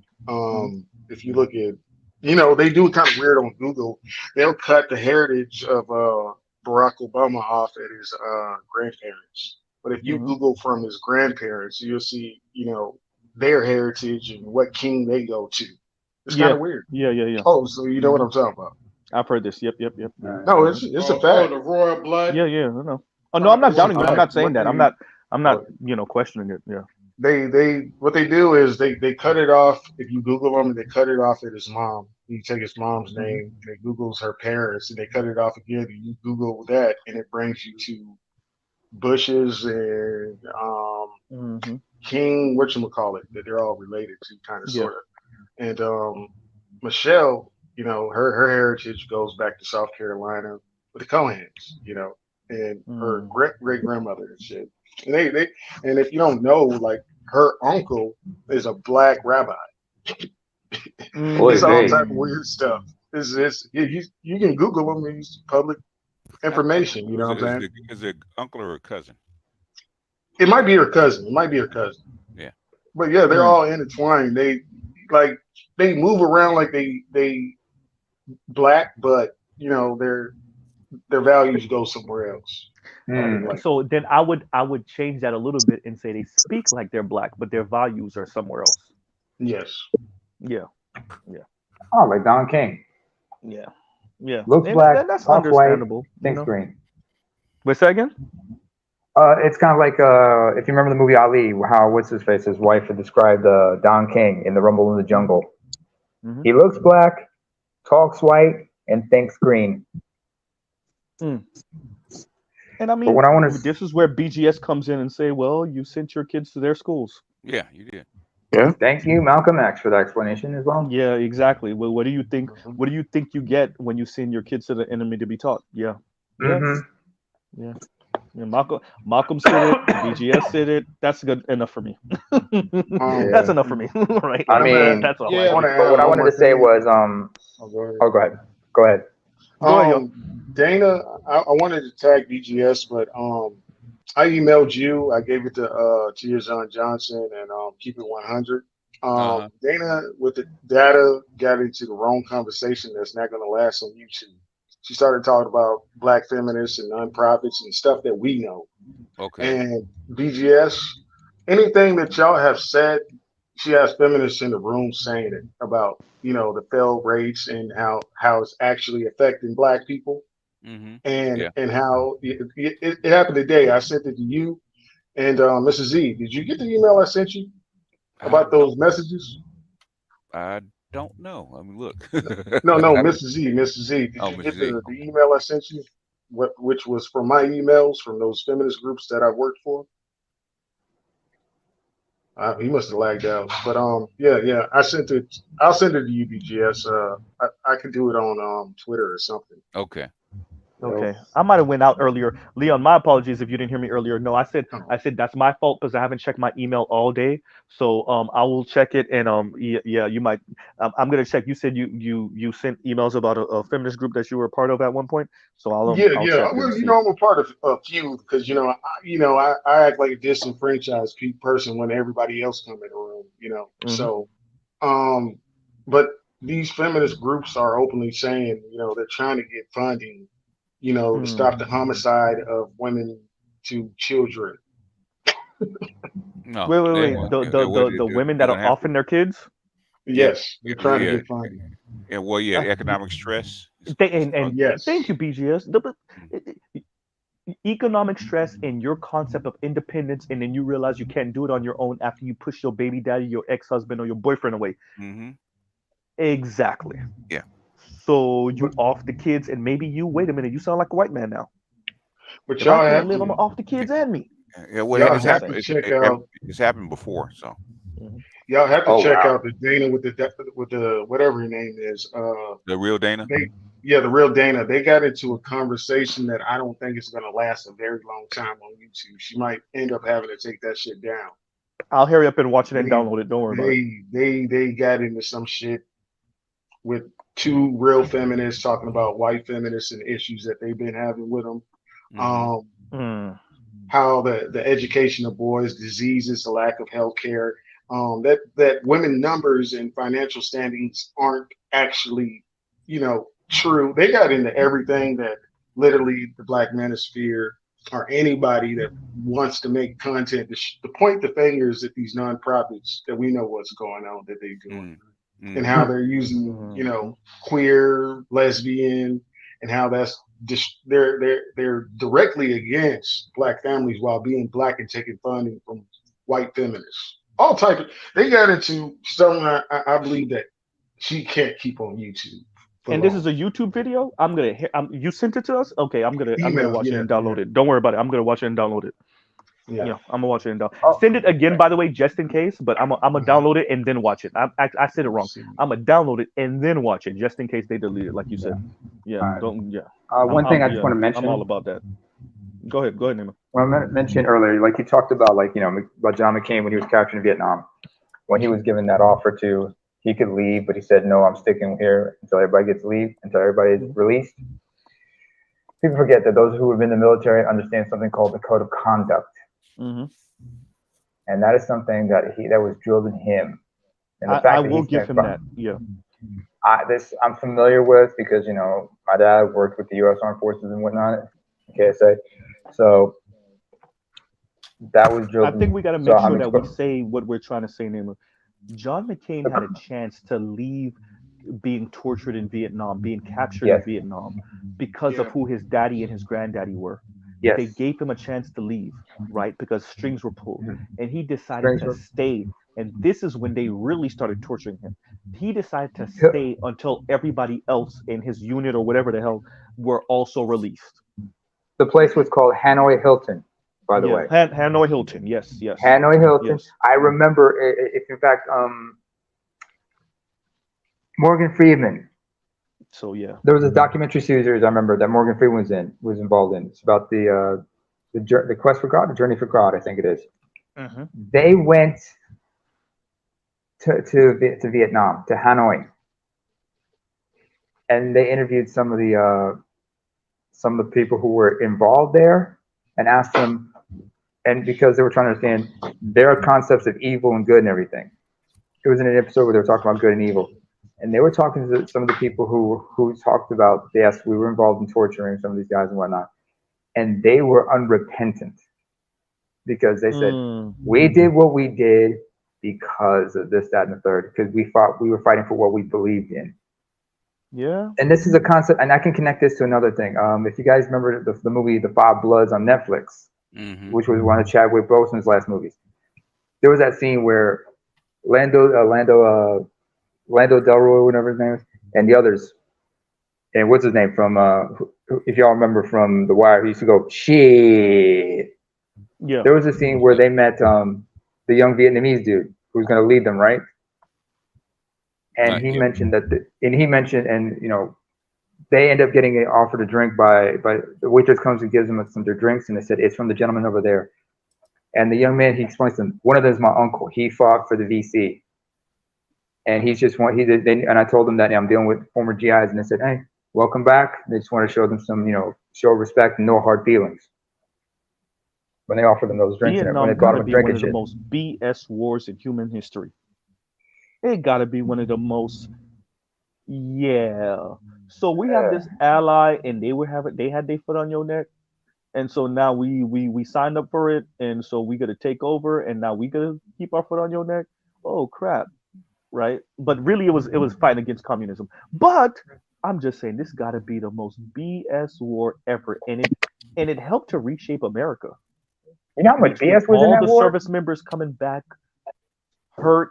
PTSD, on drugs, heavy drugs, not no lightweight weed, hard drugs, cocaine and everything. It just what you had 54,000 Americans that died over there. How many hundreds of thousands, if not millions, of Vietnamese that died over there? Like, yeah, that Vietnam got to be one of the, at least maybe if not human history, but definitely American history. It got to be the one, and we got a whole lot of BS wars, but it got to be in the top 3 BS wars in American history. Definitely the top 5. If you think that's bad, yeah. I mean, Charles's father, Charles Faulkner Sr., is a veteran of that war. Yes. He would talk. He could tell us more about that movie. But there was a person I remember. There was a character. There's a person that's that was mentioned in the movie Five Bloods. Hanoi Hannah. She was a North Vietnamese who would do English language broadcasts directed at USGI. Mm-hmm. And in that, and there was this one scene where the blood, where Chadwick and everybody were out and about on patrol. Somebody had the radio, and they hear about MLK's assassination. And they're talking to Black GS and say, "Why are you fighting for a country you guys don't care, that doesn't give Soul a brother, F about not your y'all?" war. Yeah. But remember what Chip Boseman said to the others? Said, "We control our rage, not them." Yeah. Soul brother, not your war. So I've heard a couple of elders speak to this. One of them being Bobby Glanton Smith, that used to be on Corey Holcomb show years and years ago, and he had a relative, I think he said a cousin, that was in Vietnam, and his cousin was telling him, and his cousin was tall apparently, he was saying, and his cousin was telling him that it would be interesting to watch the firefights happen, and like, yes, obviously Black soldiers died in Vietnam, but depending on the strategy of the day, they would be like, "Soul brother, not your war," and they would start the firefight shooting the white people, skipping over the Black people and then shooting more white people, right? And so and by the way, this is where America realized, mainly this is, they realized this somewhat in World War II, but Vietnam they definitely realized how much the rest of the world understand what's going on in America and the power dynamic and the racial dynamic in America. Remember, the Soviet Union kept on throwing that in America's face. Now China is throwing that in America's face. That's why one of a few years ago, when they met in Alaska, one of the Chinese diplomats threw in America's face BLM. Right? For the good and bad of it, we understand what BLM really is, but a Chinese diplomat threw in America's face BLM. And the Soviet Union used to throw in America. This is another reason. This is why I tell y'all have to understand these things on a macro level, because the reason why, one of the reasons why America opened up to Black people is because you're supposed to be the shining beacon on the hill, right? You're supposed to be the country that's free and open and streets paved of gold, etc., etc. Meanwhile, other people understand the racial hierarchy of America. This is another reason why currently and contemporarily America bolsters and they overdo it when it comes to their Black celebrities, right? They overdo it when it comes to representing Black wealth on television, because we have to show that we're not racist. Look, once again, like I always say, we're not racist. Look, Oprah, Jay-Z, Robert Smith, etc., etc., and especially with an influx of Caribbean and definitely African brothers and sisters and their access and how much they move in, America is going to pretend like, yeah, it doesn't matter. This is a first generation of American. Yeah, look at their wealth. Look, that comes from us. We're not racist, right? Mrs. Z, it's And worse so, than yeah, that. go ahead. That's how it began. That's how it began. Now what we have is, the most hood being on TV shows. Yeah. And to go back to your Which Vietnam, pretends that we have way more upward mobility than we actually have. But go ahead. Yes. And to go back to the Vietnam situation, my great uncle, he got a Purple Heart. He had a grenade explode in his face. Ooh. He passed away 2011 of colon cancer.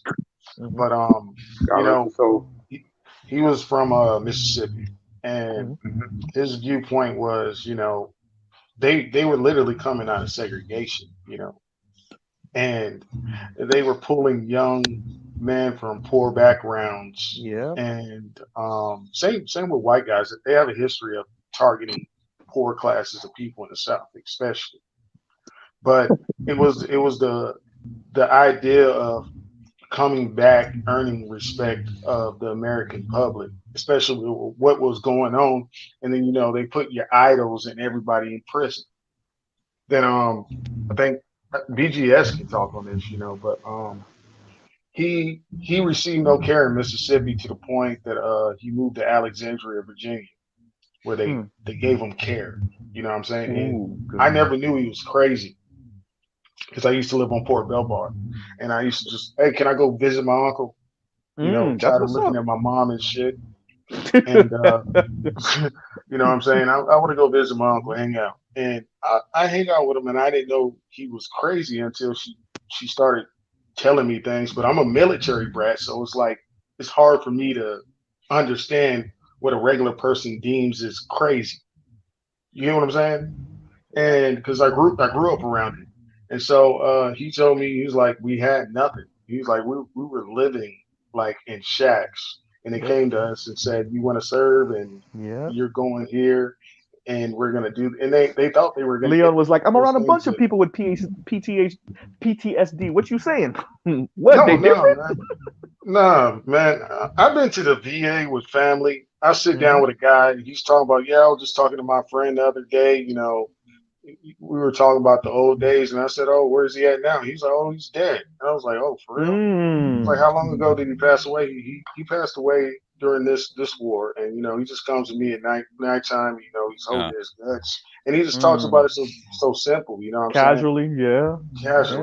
And I grew up around that, so it was just like, it doesn't bother me, but it's just like, it just is what it is. And those guys, you know, at the VA, you see them receiving care, and you're like, these motherfuckers made it through the 60s, 70s, Vietnam, crack era, and these motherfuckers is in wheelchairs. You know what I'm saying? Going to the VA every fucking week, or living on campus, pretty much. You know. But yeah, I just want to put that in. But let me read this because it's been up for. Let me read this real quick before BGS go in. Mr. Me Too, thank you very much for the super chat. And he says, salute fellas, shout out to the Black Manosphere Show of the Week. # support Black Men Media. Thank you very much, brothers. Support Black Men Media. Y'all support Black Men Media. All right. BGS, you wanted to say anything? No, I mean, it was you know, basically it was draft, man. They just came in and got you. Yeah. And they needed black people because white people don't fight very well in that climate. Freaking jungle. Yeah. In jungle. They found that out when they fought the Japanese and got wiped out the first time, right? In Guadalcanal. Malaria, anybody? Well, malaria, but they can't fight in that climate. Malaria plus the other things, you know. Hot, humid, freaking jungle of Vietnam. Yeah. Do y'all know how they did better in Vietnam, though? They I don't. Silver iodine to Agent Orange. Rain. Oh yeah, well I know Agent Orange. I know about that, but which by the way end up hurting and harming the same U.S. soldiers they were trying to aid with it. But go ahead. Yeah, that's why his uncle died of colon cancer because of Agent Orange. Yeah, colon cancer. More likely. I mean, cancer and stuff like that. Look at how many Vietnamese were affected by that as well. Oh, let me hurry up and make this snarky comment for y'all. And this is what the Black Manosphere is about. You see what we're not talking about? The ladies. You know what we're talking about? Vietnam and how much it harmed the black community and how much it harmed the U.S. and the money it cost and the bodies it cost. Yeah. Oh, it did. Y'all talk about it in the women's. Multifaceted, folks. Mr. Z, don't forget my the wife new pictures Mr. Z, don't forget the new one. My uncle before he went and after he came back. Leon, real quick, before you land, Leon, let AB say what he was gonna say. What's the new one, AB? Don't forget the new one. Y'all sucking up to Just Pearly. Oh yeah. We worship at the altar of Just Pearly things. Yeah, that one. The altar of Just Pearly. Y'all worship at the altar of that white woman, even though that's make up the majority of her demographic. Should I say that out loud? Yeah, it's whatever you say is not gonna make any difference. They're still gonna believe. I know. Of course. But go ahead, Leon, finish up. That was pretty much it. I was just saying, they told me stories about when he came back and the lack of resources that he had to get help. And that's why they moved to Virginia, which is still a southern state, but Alexandria is, a good area to be close to the federal government, Yeah. Absolutely. And most people don't know about silver iodine and how they used it, because you can make it rain with silver iodine. When it was seeding clouds. Cools the air. Yeah, exactly. Seeding in clouds. Yep. Hey, that was the first for all of us. Once again, we go into straight tinfoil hat land. For all of us that believe that HARP is a real thing, It is a right? real thing. Okay, and thank you, BGS. That's all I needed. Right. So for HARP to be a real thing, even though for some of us we've been talking about this forever, I think I believe that HARP was a real thing early college, late high school years, and people were looking at me like I was fucking Nah, crazy, right? basically, there's a book So called by Nick Begich called "Angels Don't Play This Harp." Yeah, she wrote yeah, about it, and that's a great title. yeah, yeah, that's Angels Don't Play. That's a great title. 90. I want to say 91 or 92. It was like two, three. That's like a double, triple entendre right there. But Yeah. anyway, All right. You get a, right. So, a little detail about that? I don't know about that. HARP. It's a weather manipulation machine thingamajigger. Well, actually, it was invented to actually communicate with submarines below water. Oh, They so found out two other then things. Yeah. they were yeah, using that in yeah, Dubai. They had yeah. this. I remember seeing a video of a machine that it was loud as hell, and they put it in the sky and it started raining or some shit. That's all. But when I'm talking about the cloud seeding during Vietnam, what I'm saying is that Mm, that's some of your beginning of weather manipulation, right? When you're seeding the clouds mhm, to cause it to always be. That's why you see so many pictures and videos of Vietnam rainy or like mhm, misty or foggy and stuff like that, because this is them kind of messing with that because they thought it was better for the U.S. soldiers and gave the U.S. soldiers an advantage in that type of Well, climate. mhm. well, Yeah, it was to disrupt their supply lines because yeah. there wasn't a lot of paid infrastructure. So you're Paid, dealing yeah. with dirt roads, and anybody from the country can tell you like a couple days of consistent rain on a dirt You get road. mud. Yeah, it's mud. Exactly. Yeah. Mm-hmm. Found the mud. Yeah, Of course, yeah. the North Vietnamese, they were like doing everything underground. They're using asymmetrical warfare. Also, Yeah. booby traps everywhere. I mean, Yeah. what's his And name? my lady just said it didn't really help us either that No. much because they were using tunnels. They Tunnels, use underground Facts. tunnels. and it basically it cost the Vietnamese like 3 million people to fight that Yeah. war. Oh, shit. Hmm. Damn. And how many more have Yeah. been killed? I And mean, the U.S. lost 53, 54 soldiers, so they say Yeah. on paper. 53,000. Yeah. Yeah. Yeah, yeah. 50 about it was. I heard Uh, numbers up to about 58,000, but I hear Yeah. like 53,000 Yeah. soldiers Somewhere in around there. 50 Vietnam. something. I Yeah, had Yeah, yeah. something. I It's had interesting you four guys bring that And the up. Vietnamese lost like 3 mil. Yeah. I I just had want to four say something. uncles and two cousins Oh, that fought in the war, Mm. oh, and okay. the craziest thing about it was when they came back. Like one of my uncles in particular talked about my family's from South Carolina, but like the response that they got from home or from being back home, Yeah. Mm. it was like they got criticized for the war, and This then is where it John was Kerry like, comes in. yeah, Yeah. Baby killer, huh? Yeah. yeah. No, And that's why traitor to John the Kerry. grace. What did he do? BGS. He gave back his medals, or he Yeah. burnt them, or something. Give him Yeah. back. And He gave that's what back. and by the way, the Bush administration used that to bury him in that 2004 election 2004, and the the 2004 04 election. election. Yeah. They used that to bury his ass. You know what would have gave him so They many also kudo use gay points? marriage too. If you ever hear anybody say "Don't tase me, bro," that's because during one of his when he was going around campaigning during one of his lectures, there was a white dude that stood up and like was chastising him. I think it was about the Vietnam War, and Yeah. the cop was about to tase his ass. He was like, "Don't tase me, bro! Don't!" And the cop tased his. And I think it was a brother. Wasn't it a brother? I Oh, it think was so. a white dude. It was a white dude. Okay. It was a And, white and dude. yeah, and it Oh, tased shout out him. to He's the like, "Don't Boondocks tase me, because bro!" And it's the sound of him getting tased, right? And him screaming when he's getting tased. And Hmm. and I'm saying that was do you understand? Like, I'm looking at John Kerry. I'm like, bro, you missed the perfect opportunity. You missed that was it right there. If you just would be like, hey, y'all relax, let him talk. That would have completely flipped the dynamic. I'm not saying you would have won the election, but and you just let him get tased and get drug out in the back and get tased.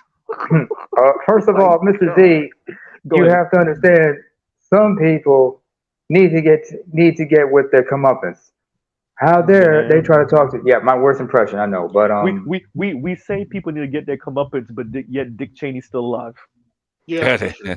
That's true. somehow You can't say Baltimore's name in vain. We Okay. we we, The we evil say take people need forever to to get die. their comeuppance, right? And yet Ronald Reagan became president of the goddamn United States with fucking Alzheimer. Only president. Wait, his he had second Alzheimer. term, Alzheimer's. Yes. We say that, and yet Nancy Reagan died of old age type shit. Mhm. Meanwhile, your husband is the biggest drug dealer on the goddamn planet talking about, and you doing the DARE program. I'm just saying. Just say no. We say that, and yet Hillary Clinton is still alive, and so is Bill Clinton. Getting his Shout dick out sucked to somewhere, Queen. before we know. I'm But just saying. but I just want to say, wait. Let me don't even keep it to the use. We say that, and yet what's his face in China? I forget the goddamn man's name. Xi Jinping over here having whole internment camps for the Uyghurs, and ain't nobody. I dare somebody to touch Xi Jinping. I dare you. And yet he got a whole internment camps for the Uyghurs. I'm sorry, I said it wrong. Re-education camps, quote, re-education camps for the Uyghurs. I'm just saying, so I don't know how much I believe in karma.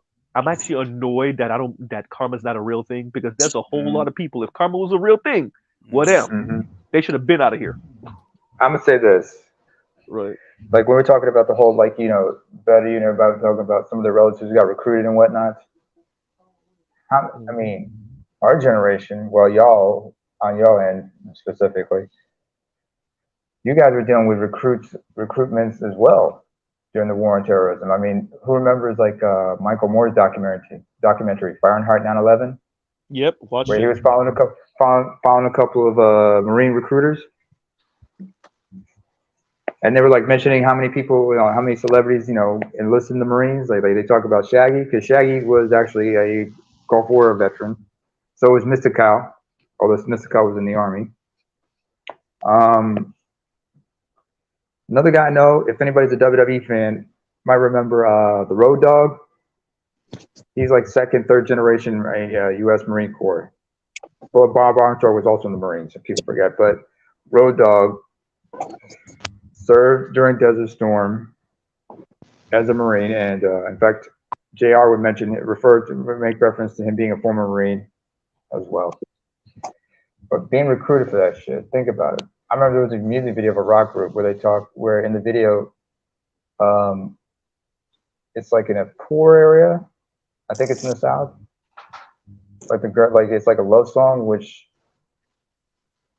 it's a white couple, but the girl is arguing with her boyfriend, and then later in the video, you see him with a bunch of fellow infantrymen somewhere like in Iraq, and he comes home in a coffin. Sounds like real life to me. Yeah, that sounds about like real life though. Yeah.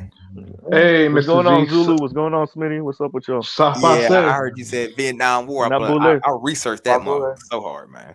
Like, wait a minute, Smitty. Yes. I'm just a little curious about your avatar. The Black Heritage flag, yeah. Black okay. It looked like. I thought it looked like the olive reed for where I'm from. Nah, that's a black. Nah, I know what you're talking about. Flag, yeah. flag, yeah. I just couldn't get the whole flag. Like, yeah, you can't do it because the circle, man. Yeah, so. I thought this by the way, how does this sound for a whole group of black women hating let me see, misogynists on the level of neo-Nazis, sexists on the level of neo-Nazis, colorists on the level of neo-Nazis, texturists and futurists, homophobic, transphobic, hate black women group of men?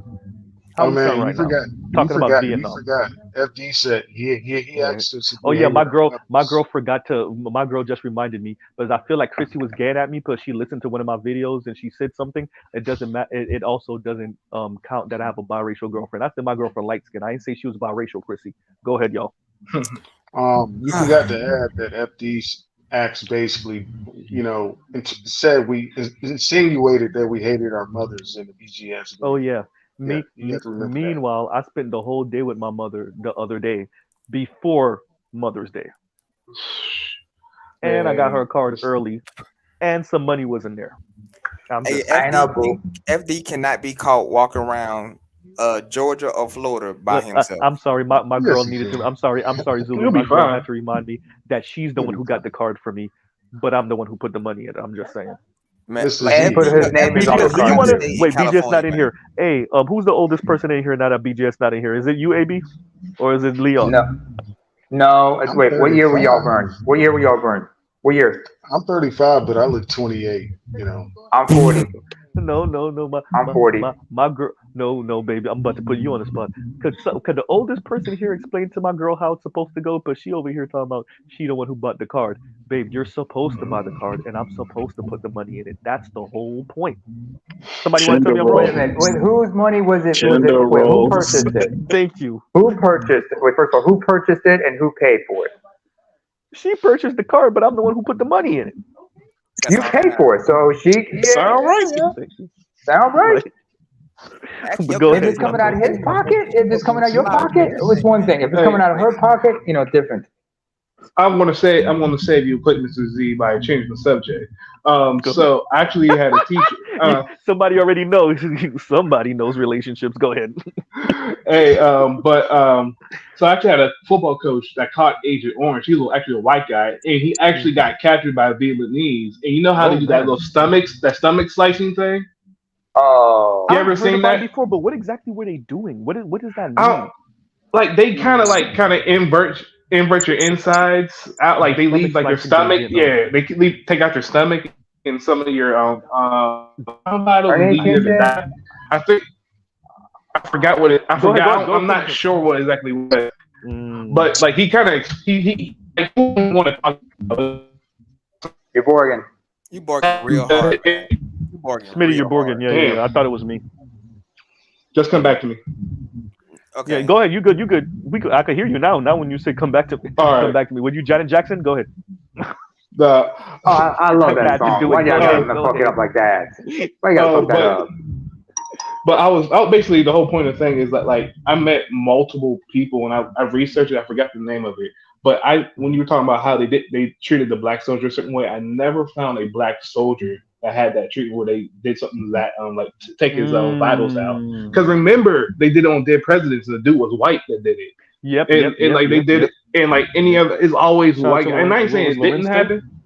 Yeah. But I just stuff like that when you look at it when Namor brought it up, that Valor like back to even with Korea and everything, in the Korean not just War. Korea, in Japan, like it's always like our influence of what we going through. We always had like a chance to get away, or we were treated a different way, and they had to But kill us here's if the they had to. question, then, Smitty.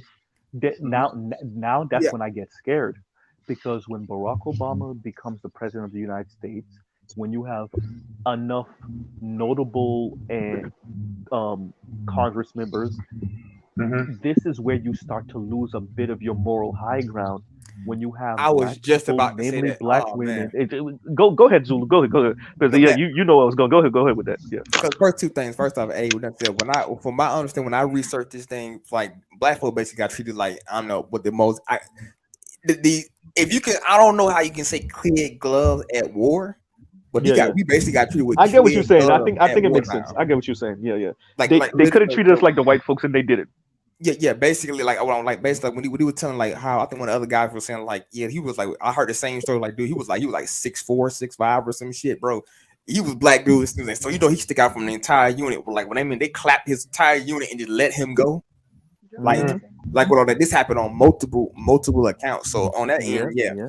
But the thing I'm starting to notice also now they got all these black American dudes starting to go to Africa to be represented. I'm like, what the fuck? I'm like, wait a minute, bro. They got dudes from the embassy talking about, oh, we need to do something for Africa. I'm like, man, when all these black people start getting into when these black men, not black women, black men, all of a sudden when all these people become part of the U.S. Congress and U.S. That's the embassy. Now I'm sitting here looking at this shit. I'm like, because you have a colonized mind. Now that you have a colonized mind, now they're willing to send you to these spaces because you're essentially a chocolate dip white person. Are you talking about what's her name from Atlanta? Them going to Africa, or what are you saying? Just anybody in general. Okay, what do you mean, Leon? what's her name? The fat chubby lady with the gap. Stacey Abrams. Stacey Stacey Abrams. Abrams, yes.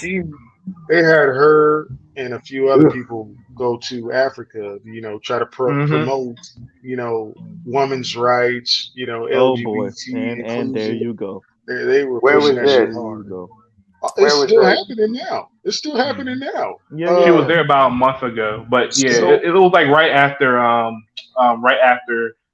what's her name? Kamala Harris was in Ghana. I remember when Kamala so was there. I remember that. so Yeah, I Yeah, remember Kamala was Stacey there. Yeah. do Stacey y'all went know? there for a quick second Do for y'all help know them what? strategize. She went to Do y'all, Nigeria. She went to Nigeria. do y'all know what really took place? So Joe Biden Mm-hmm. spoke at the African conference, right? And so what they did was they cut the first 30 seconds, well, in between 30 seconds out of the speech for the American viewership. Then Fox News dropped a whole video of him saying, basically, this is reparations for us I taking remember your this. people. Yeah, I remember this. Yeah. Say it But again. okay, America presented a video where they cut 30 seconds out of Joe Biden's speech, right?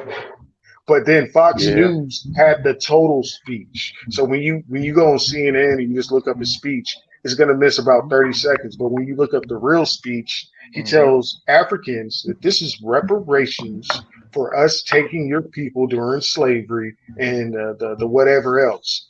Yep. Within Except that, like the slave trade. and Wait. they edited it out for American viewership. Fox said, "Hold the fuck on. This is what he really said," and they took it out of the video, but you can still find the whole video where he says this shit. How long they didn't even pay them folk, and they didn't even pay like whatever, bro. Like Yeah. And That- what no this really offense to is, let's be Africa. very clear. Look, real quick, Smitty, before we go, let's be very clear what's happening because China's making a move in Africa.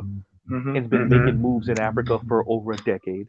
Now America is trying to recolonize and bolster its positions and low-key bolster the European position in Africa because it really is the last frontier. it is, yeah. Yeah, They're playing but hardball too. but it playing won't hardball. work. But it won't work because America. No, I'm saying for China to work easier because they have a hands-off policy. You can do whatever you want in your culture as long as you pay us your money and you do business with us. America, we want influence culturally in that.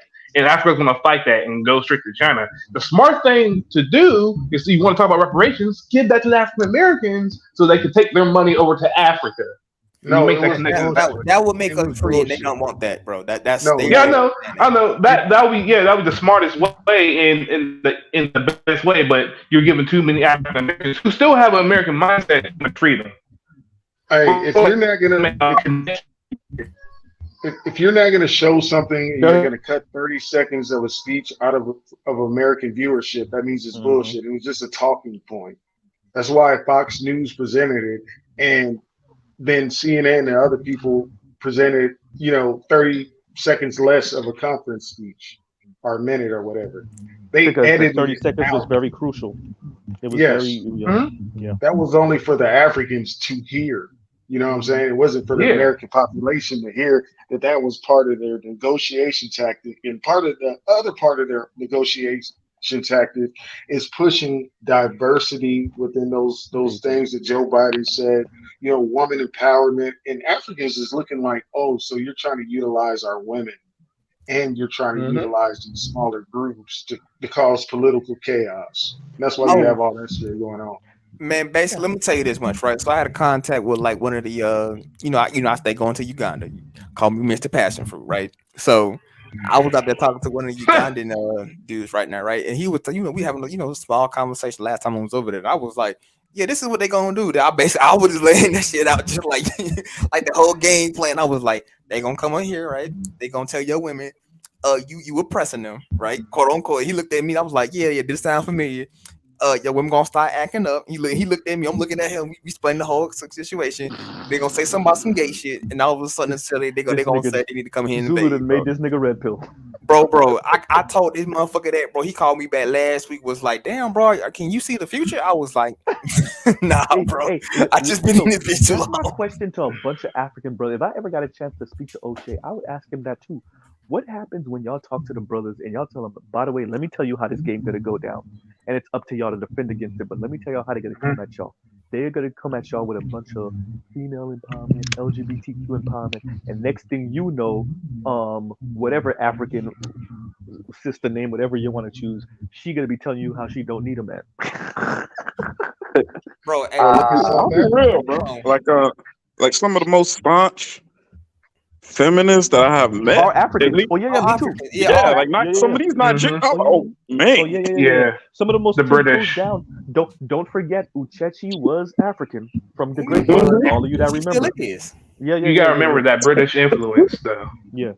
Oh yeah, no, but in Britain they the same way. Oh wait a minute, have y'all heard? But I get what you're saying. The British influence on Nigeria and other African countries. Yeah. You heard what happened in the UK, bro? Nigeria is a former what happened? colony after all. Oh yeah, so you got one of your boys. I'm gonna say he's Somali, right? Basically, one of them Somali UK dudes, basically, right? Went down to Japan. Oh yeah, you know what I'm talking about. He went down to Japan, basically, on some rah-rah shit. Talking about he basically went over there and sat on the train. I mean, he's over there literally. He over there pimp slapping like he over there pimp slapping some little Japanese dude talking about knocking not knocking sock. He was like, what's that shit that Pearl Harbor? Hiroshima. Do this shit. Hiroshima. Yeah, and I'm sitting here looking at this motherfucker like, bro, he's saying nigga and all this other stuff. I'm sitting here like, bro, 20 minutes ago, bro, if you can't, if I said, hey, bro, you black, bro, you were like, motherfucker, fuck you, I'm Somali. Then all of a sudden, you in another country talking about fuck you niggas, you dropping bombs and shit. I'm like, bro, this motherfucker confused. I'm like, this nigga on some black card. He's from UK. You said? Say it again. Is he from the UK? African brother, by the way, UK went to Japan. And started beating up on some of the Japanese people on train. East African, Somali. You said Somali. I'm like, oh shit. And he went out there like he gun ho. I'm like, here, bro, you from Somali, but like every time I see a Somali, but they like, motherfucker, I ain't African, I'm Somali, or they say I am African, but I'm Somali. That's how they run it. You know what I mean? I'm like, okay, cool, but then all of a sudden you in another country talking about nigga, I'm gonna beat your ass and shit. I'm sitting here looking at him like, bro. What the fuck? He can't play that with me. He's not gonna play that with me. He can't play with no offense. I'm gonna play this card. Hey, that nigga's from the UK. I'm from Africa. I'm African American. That don't got nothing to do with me. I say, bro, ain't you Somali, bro? Like I just want to say shit you been saying, bro. Ain't you Somali, bro? On this one, we ain't claiming him. Smitty said we ain't claiming them. Yeah, Caribbeans ain't claiming them. UK got to deal with that. Caribbean. If he's Somali, let me be honest with you. The West Africans ain't even claiming him. No, they just gonna look at me. They're gonna look at me like, yo, you gonna handle that. He from your neck of the woods, man. He from your neck of the woods. Oh God. He's from your neck of the woods. I'm like, I gotta deal with this shit. Hang on, and I'm be like. He gonna then again. I pass for Somali because motherfuckers keep mistaking me for Somali. He gonna look at me like he gonna look at me, start talking about that. He's talking, and he's like, "What happened? I'm not looking at him like." Let me say this. This is how people in America work. If you bronze and you got wavy hair and you got certain black features, they be like, you East African. They don't care what country you from. Yeah. Well, Eritrea, Ethiopia, Somalia, North South Somalia. They're like Sudanese. They're like all of you niggas are the same. Wavy hair, bronze looking Negroes. Mm-hmm. But some of us are Cashapp, some of us are Semites. We really like, hey. A lot of them don't really claim to be black, though. You know what I'm saying? I know, but you gotta that's what I just said. That's what I just said. Yep. Anybody paying attention? The fuck? What the? You know what? I'm trying not to cuss, so excuse me when I say what the Johnny Williams Spoon need to take a dump on a Friday is wrong with y'all. So I don't know about that. But I'm trying not to cuss, so I gotta use like movie scene scenarios here, or I could just reference somebody's favorite football team or basketball team. This nigga went back to the 1960s Batman and said, "Boom, pow, bap." Go ahead. No, I'm gonna go back. The topic, Mr. Oliver the Gray. I don't blame you. All right, just stay in the gray zone. You'll be safe right there. Just saying, we know we not what. And Oliver the Gray says, "Mr. Z, the topic is not Africa. Just saying, we know not what we speak of." Good point. Good point. I mean, there is a different dynamic for the African brothers. And that is true.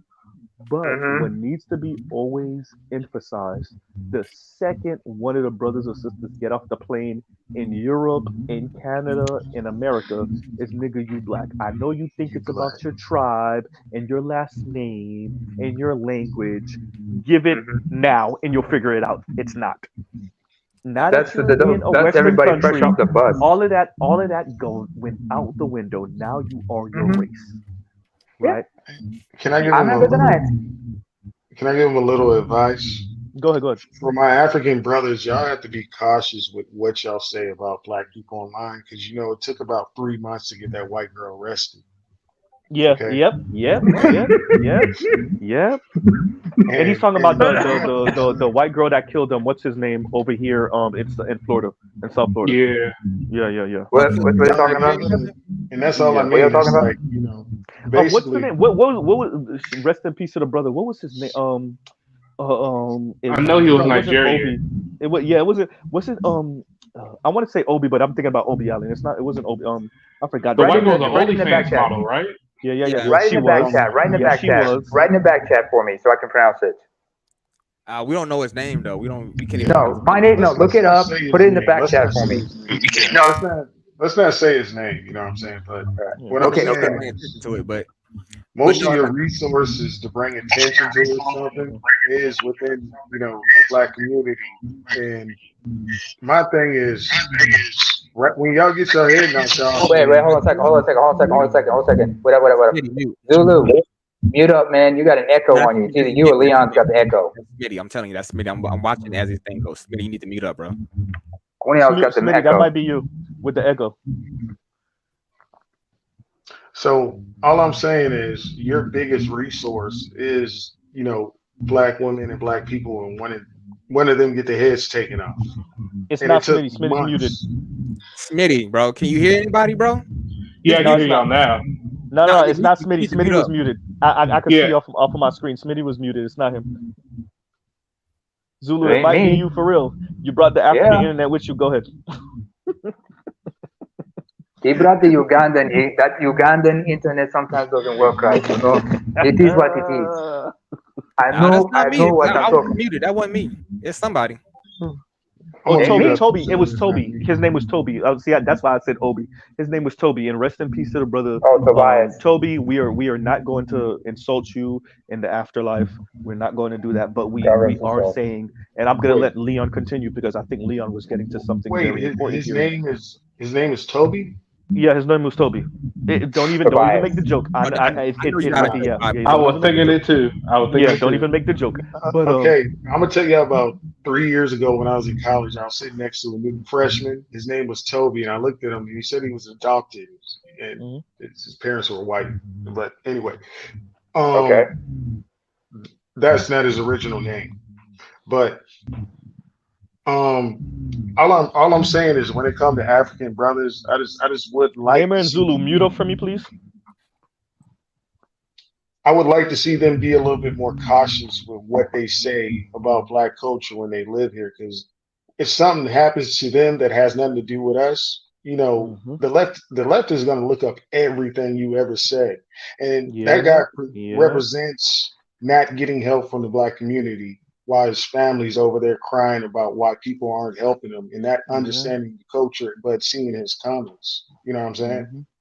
And there was another Jamaican brother that he walked down, I guess it was in the woods with 3 or 4 white guys that he worked with. He ended up dead. And, you know, he had comments that, you know, particular groups didn't like, so he didn't get support. And what I'm saying is, you know, just think, you know. I agree, and I think that's all we need. Look, as a child of immigrants, but I was born and raised here. I emphasize to family members, to relatives, to look. I get where y'all coming from. I get it, but listen clear. Sometimes they're gonna blow smoke up y'all ass. Sometimes they're gonna tell y'all how much better y'all are, how much more disciplined y'all are. They don't mean none of that shit, and they will turn on you with the quickness. And the turn on you could be as small as calling you the N word, and it could be as big as you dead. right? And I make sure to tell relatives, and some of them are shocked and scared because they think that respectability shit that's coming out of white people's mouth really means something. I'm like, nigga, they don't mean none of that shit. Right? They don't. You are still black. Now, I mean, you may not be the descendant of the people that they literally had their thumbs on over here, but overall, you are still black. And apparently, especially if you plan on living here and having children here, by the time your grandchildren come along, and definitely your great grandchildren, oh yeah, them just niggas now, right? Maybe you and your kids could do the whole, oh, I'm from this tribe and I'm different, or I'm from the Caribbean and Jamaican accent this and Jamaican accent that. Yeah, that's cute. But by the time you get third, fourth generation of yeah, American, neighbor, yeah, I you think just a that's you, nigga. bro. Go ahead. Is it Yeah, me? yeah, I think that's it you, is you. It's Namor. you. It's Yeah, definitely you. I'm looking at it now. Yeah, it's yeah, definitely yeah, you. yeah, Hang on, yeah, let me yeah, check yeah, the settings on this one. Hang on. yeah. Must be the echo, But because I gotta change the echo. Yeah, no, it is you. to, It is you. Yeah, yeah, yeah, yeah. Because when you Yeah, stopped check talking, it out. stopped it. Yeah, yeah, yeah. but to that point, I want to say this with it. Like the worst thing, like I think mostly African Americans, like the one of the I think like America's the biggest Pan African like country that there probably is right now with the most diverse I group of agree. Africans. I agree. And this is what I'm saying because the worst that we do is make jokes African Americans. The worst that and I'll say no, and the worst that we did is Haitian Jump Day throughout the Yeah. history. Oh, that was But real. when I No, that's real. You yes, didn't ever hear me yeah, that's mention real. it? Yeah, that was Hell real. no, Yeah. bro. That I was live real. in That was Jordan, real. but we ain't never had no but No, hey, no, no. It was here it no was it more. was here in South Florida. It was here in South Yeah. Can Florida. somebody So but explain this that to me?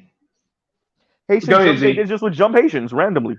They would just Yeah. literally. They would just. It pretty much Oh, died out by the time you get to like the mid '80s, because you got to remember like this is when you get to by the time you get into the '90s. Remember like Haitians are street niggas now.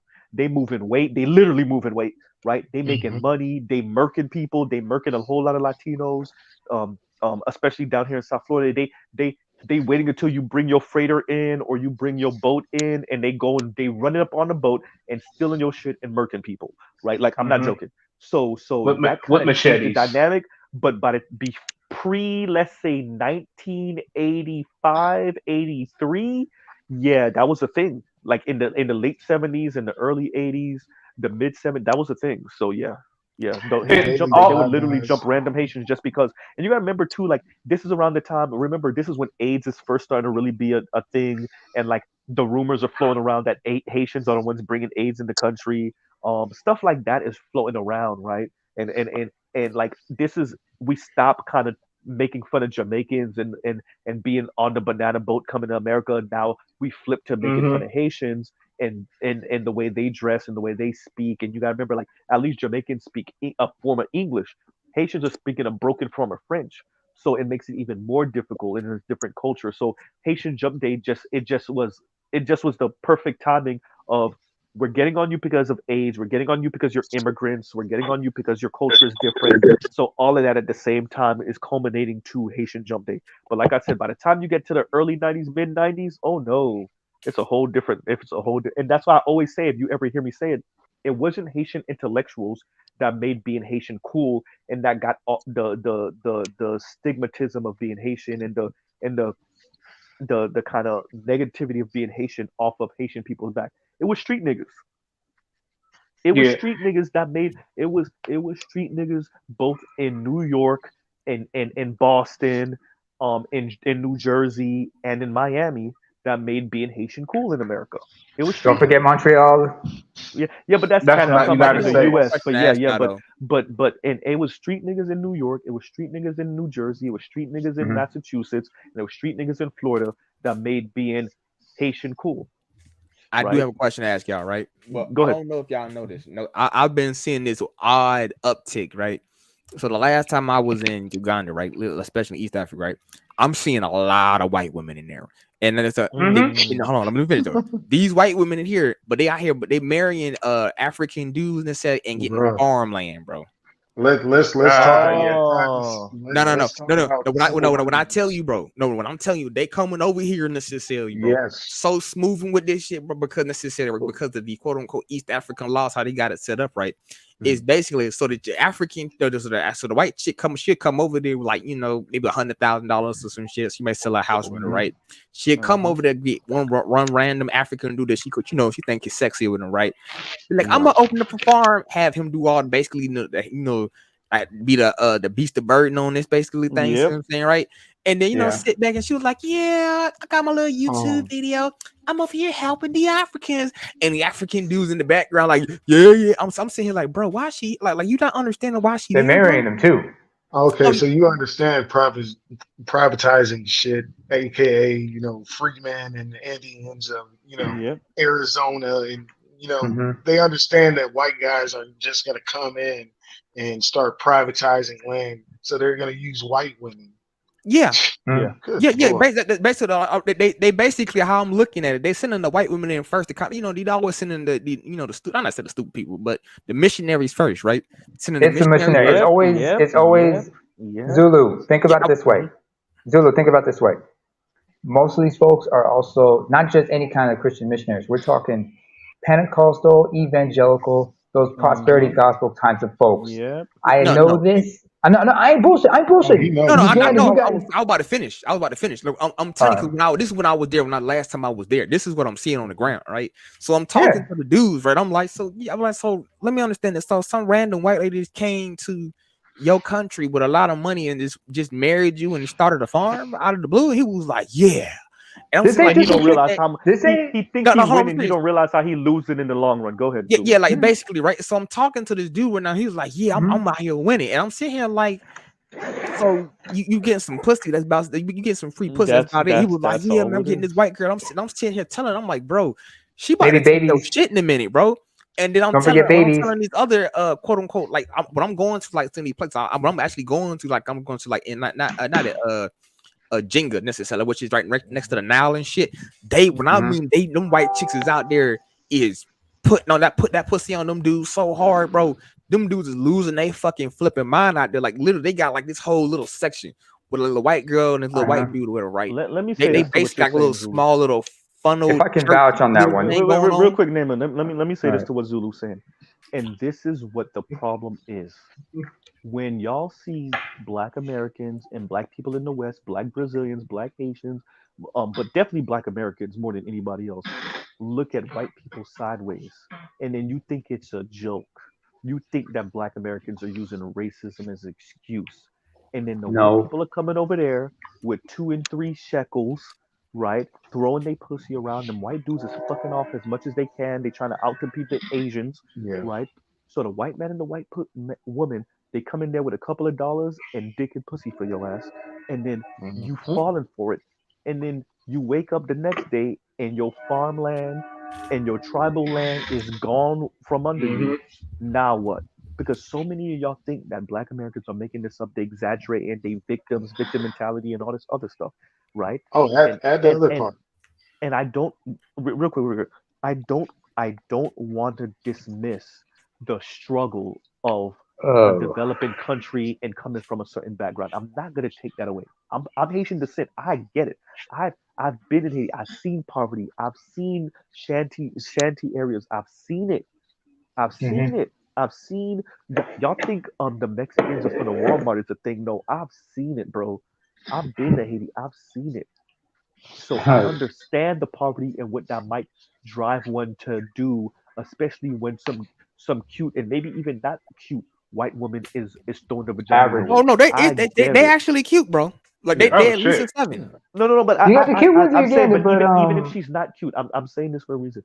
I get it. I understand. But you gotta understand, these people ain't changed. I know y'all think they changed over the past 500 years. You don't think you're dealing with the same white people from 400 years ago? They're the same. They might be even worse. They're not even thinking that far. 400 or 500 years ago. They're not even thinking that far. Right.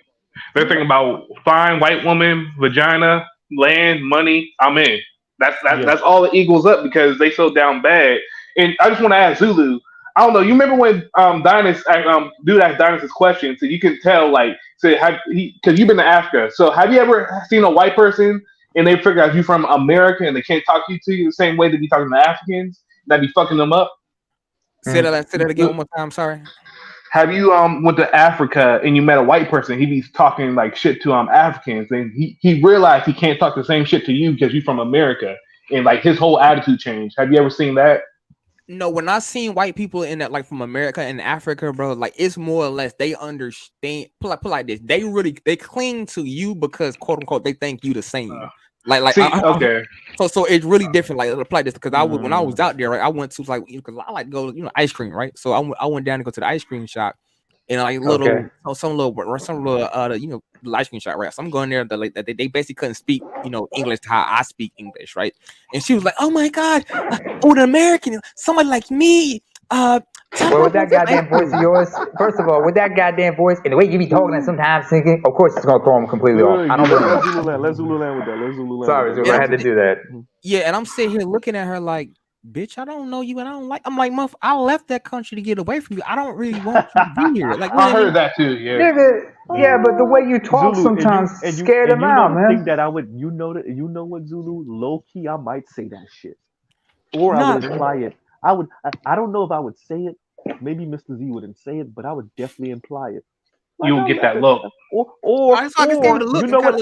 I might say it jokingly, right? But be dead at you know the same thing white people do when they say something serious as hell, but they be fake ass laughing with it. I left America to get away from you people. Oh no, you would say I would say, oh, now you know how we feel, right? Can I add one little detail? Go ahead. And then I'm gonna read these super chats. Go ahead, Leon, and then it was probably 1940. It was old videos, and they had the mulatto mixed Africans with white fathers and white mothers, and how they utilized them in South Africa. Okay, and you think this is like they're thinking 20 years down the road, bro. Right when they kids are grown and we mix with. You talking about the colored folks? Yeah, the colored folks, and how I watched multiple videos. They had a guy that was already going through shout out to Trevor Noah classes, and yep, guys like him. Noah lineage. And how they kind of agree more with the capitalistic mindset and European standards of shit, and they were like, and that's what we're saying. Like they're doing that, but they're thinking about the moment of having this white woman and this money. It's like she'll have kids with you. Yeah. Let me read these super chats because my bad, because Oliver the Gray is about to blow a goddamn fuse in the comments, and Oliver the Gray says it died out with Zopound. So that's he's talking about like Haitian Jump Day and stuff like that. It died out with Zopound. So there's Zopound, there's Haitian Mafia, but Zopound was like a big. It was I heard of Zopound. I don't know how big it was like that, but I know it was a definitely powerful Haitian gang down here in South Florida, and they were boy, literally talking about California style drive-bys. Okay. And remember over here in Florida, semi-autos are legal. So yeah. Right. Yep. So anyway, yeah. And what I wanted to our real quick name it our cars of choice for drive-bys were old Caprices, old Crown Chevy Vics, Caprices? Chevy Caprices. Oh no. Ford Crown Vic. They're pretty much the same cars police officers use. Crown Vic, Grand Marquises, stuff like that. So like big boats. Okay. Right? And every once in a while you can get it in a very old Chevy. But box Caprices, bubble Caprices, Crown Victorias, what else I said? Grand Marquis. What else were we using for drive-bys? Mercury Cougar, the Topaz, by any chance? No, not the Mercury Cougar so much because that's two door. So no, but it was big boats usually. Every once in a while you could get it in a Ford Taurus. Something like that, right? Like stuff. How about a Suburban? Like big, what about GMC Suburban? The old not the old Impalas. People wasn't doing that. They was putting big rims on those. What else am I missing? Shit like that, like right, like big. We can get back to this. We can come back to that. Yeah. We can come back to that. We are going to jump off the African topic in a little bit, and Oliver the Gray says again because the brother see this is him talking again hysterical. He's like neoliberalism and the black community topic. Yeah, Right? yeah, Go yeah, ahead, yeah, Gabe. yeah. We'll let you be the last comment on this, and then Let we'll me. get back to In fact, you know, I need to break out of one of the old spears from my great grandfather and an AK where I'm at it, just to get my point across. But what Zulu was talking about earlier, it's not just in Uganda you seen that shit. They got that doing going. They've been going. I seen YouTube channels of YouTubers doing that in Kenya as well.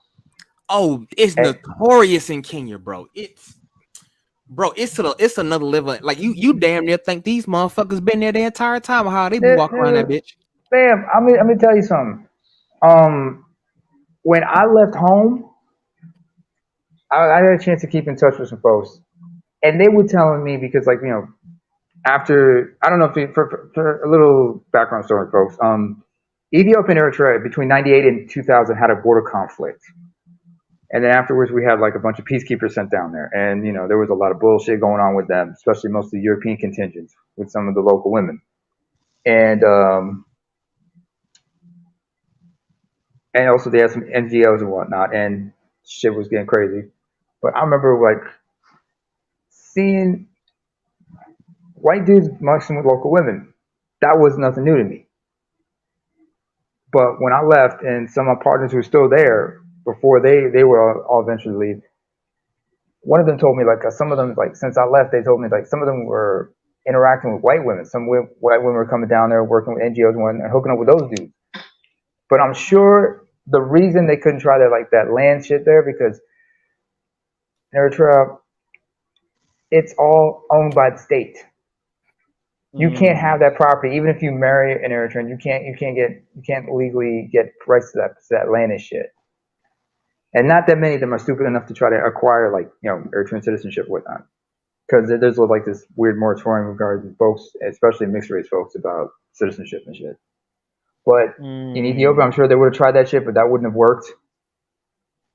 Especially considering how often, like every few years, like every 7-8 years, the whole Horn of Africa region gets hit with some form of famine, and that shit just no. Somalia, Ethiopia, Eritrea, Djibouti, even Sudan and South Sudan, every 5 to 7 years, they get hit with some kind of drought and there's a famine, and that shit has a ripple effect to the region. Shout out to Harp. Anyway. I noticed that, man. So I'm just like, this doesn't surprise me about, in fact, I'm going to tell you a story about me when I came here to Norway regarding, white women and shit like that. I was in a bar with one woman. This one woman, good, kind of heart soul.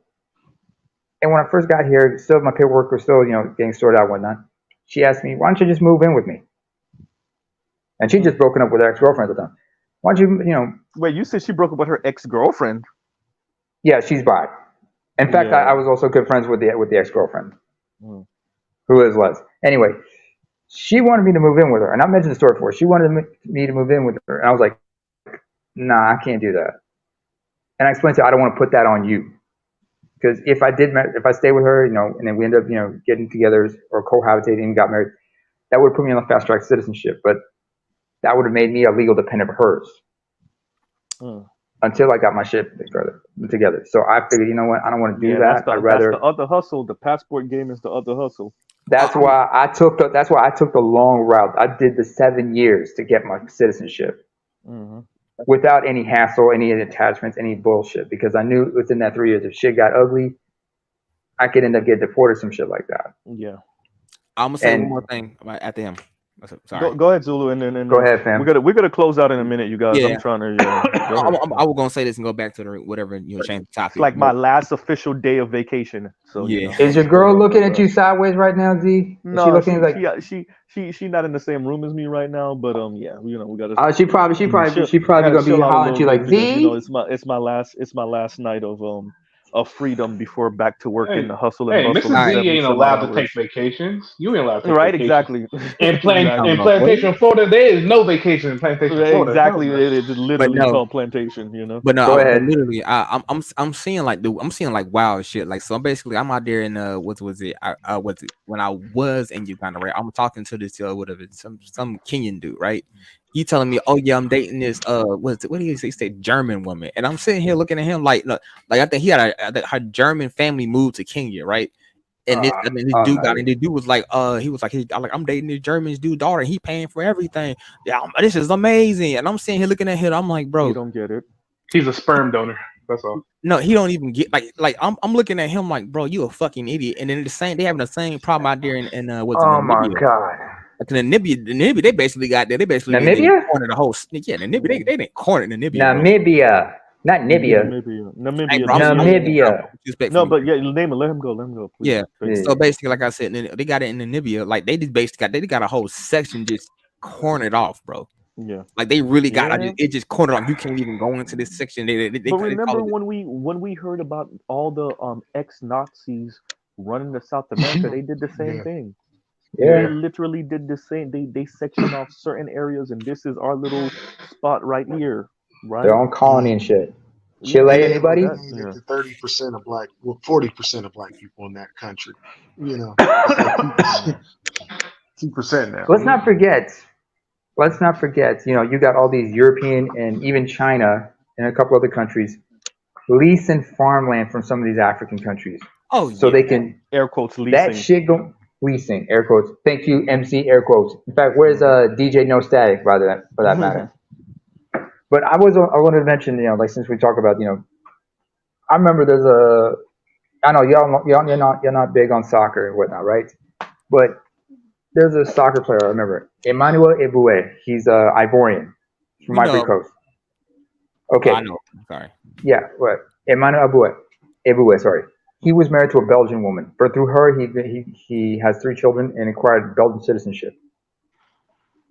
But they got divorced, and she took just about everything. He was living in his and he was staying in the house that they own in London because he spent the bulk of his career in North London for Arsenal. He was like living like a homeless person, squatting in that house, avoiding, you know, this, that, and a third, because she just like divorced him and took everything. Fortunately, he was able to get. Fortunately, he was able to get back on his feet because one of the former teams he played with, they called him up and said, "Listen, dude, we know you're going through some shit after you retired from football, but let's try to help you out by trying to get you like your coaching license so you can get your shit back together." And he's been able to go all right, but she took everything from him. He was practically like kind of homeless for a while. Let's do this. We're in closing phase, right? So yeah, so we better I'll be close last. out anybody.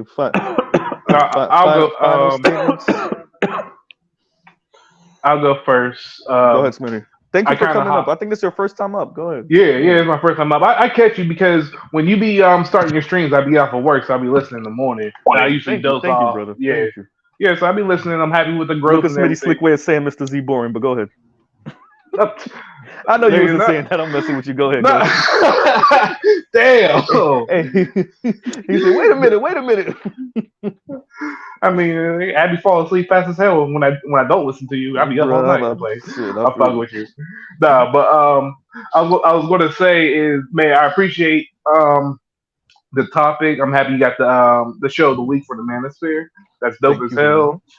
That's showing the growth and popularity. Like you're getting shout out, people using your terms and your strategies and their ideas. So that's always growth, and that you spit some real shit. And since you being the social worker of the Manosphere, you listen to these strags, so I don't have to. So I appreciate that. Yeah, and look, I also have I do my part. Mm-hmm. Yeah, and I don't know. You live in Florida. I just seen this. This is also one of the ask. Somebody was echoing. But go finish up for a minute. But no, you live in Florida. Train tracks. Exactly. But you live in Florida, and I just seen this on news and some news articles about this. The NAACP is telling Black people not to visit Florida because all the stuff Governor DeSantis. That's really a DeSantis thing. That they've done that before. Okay, I'm just curious.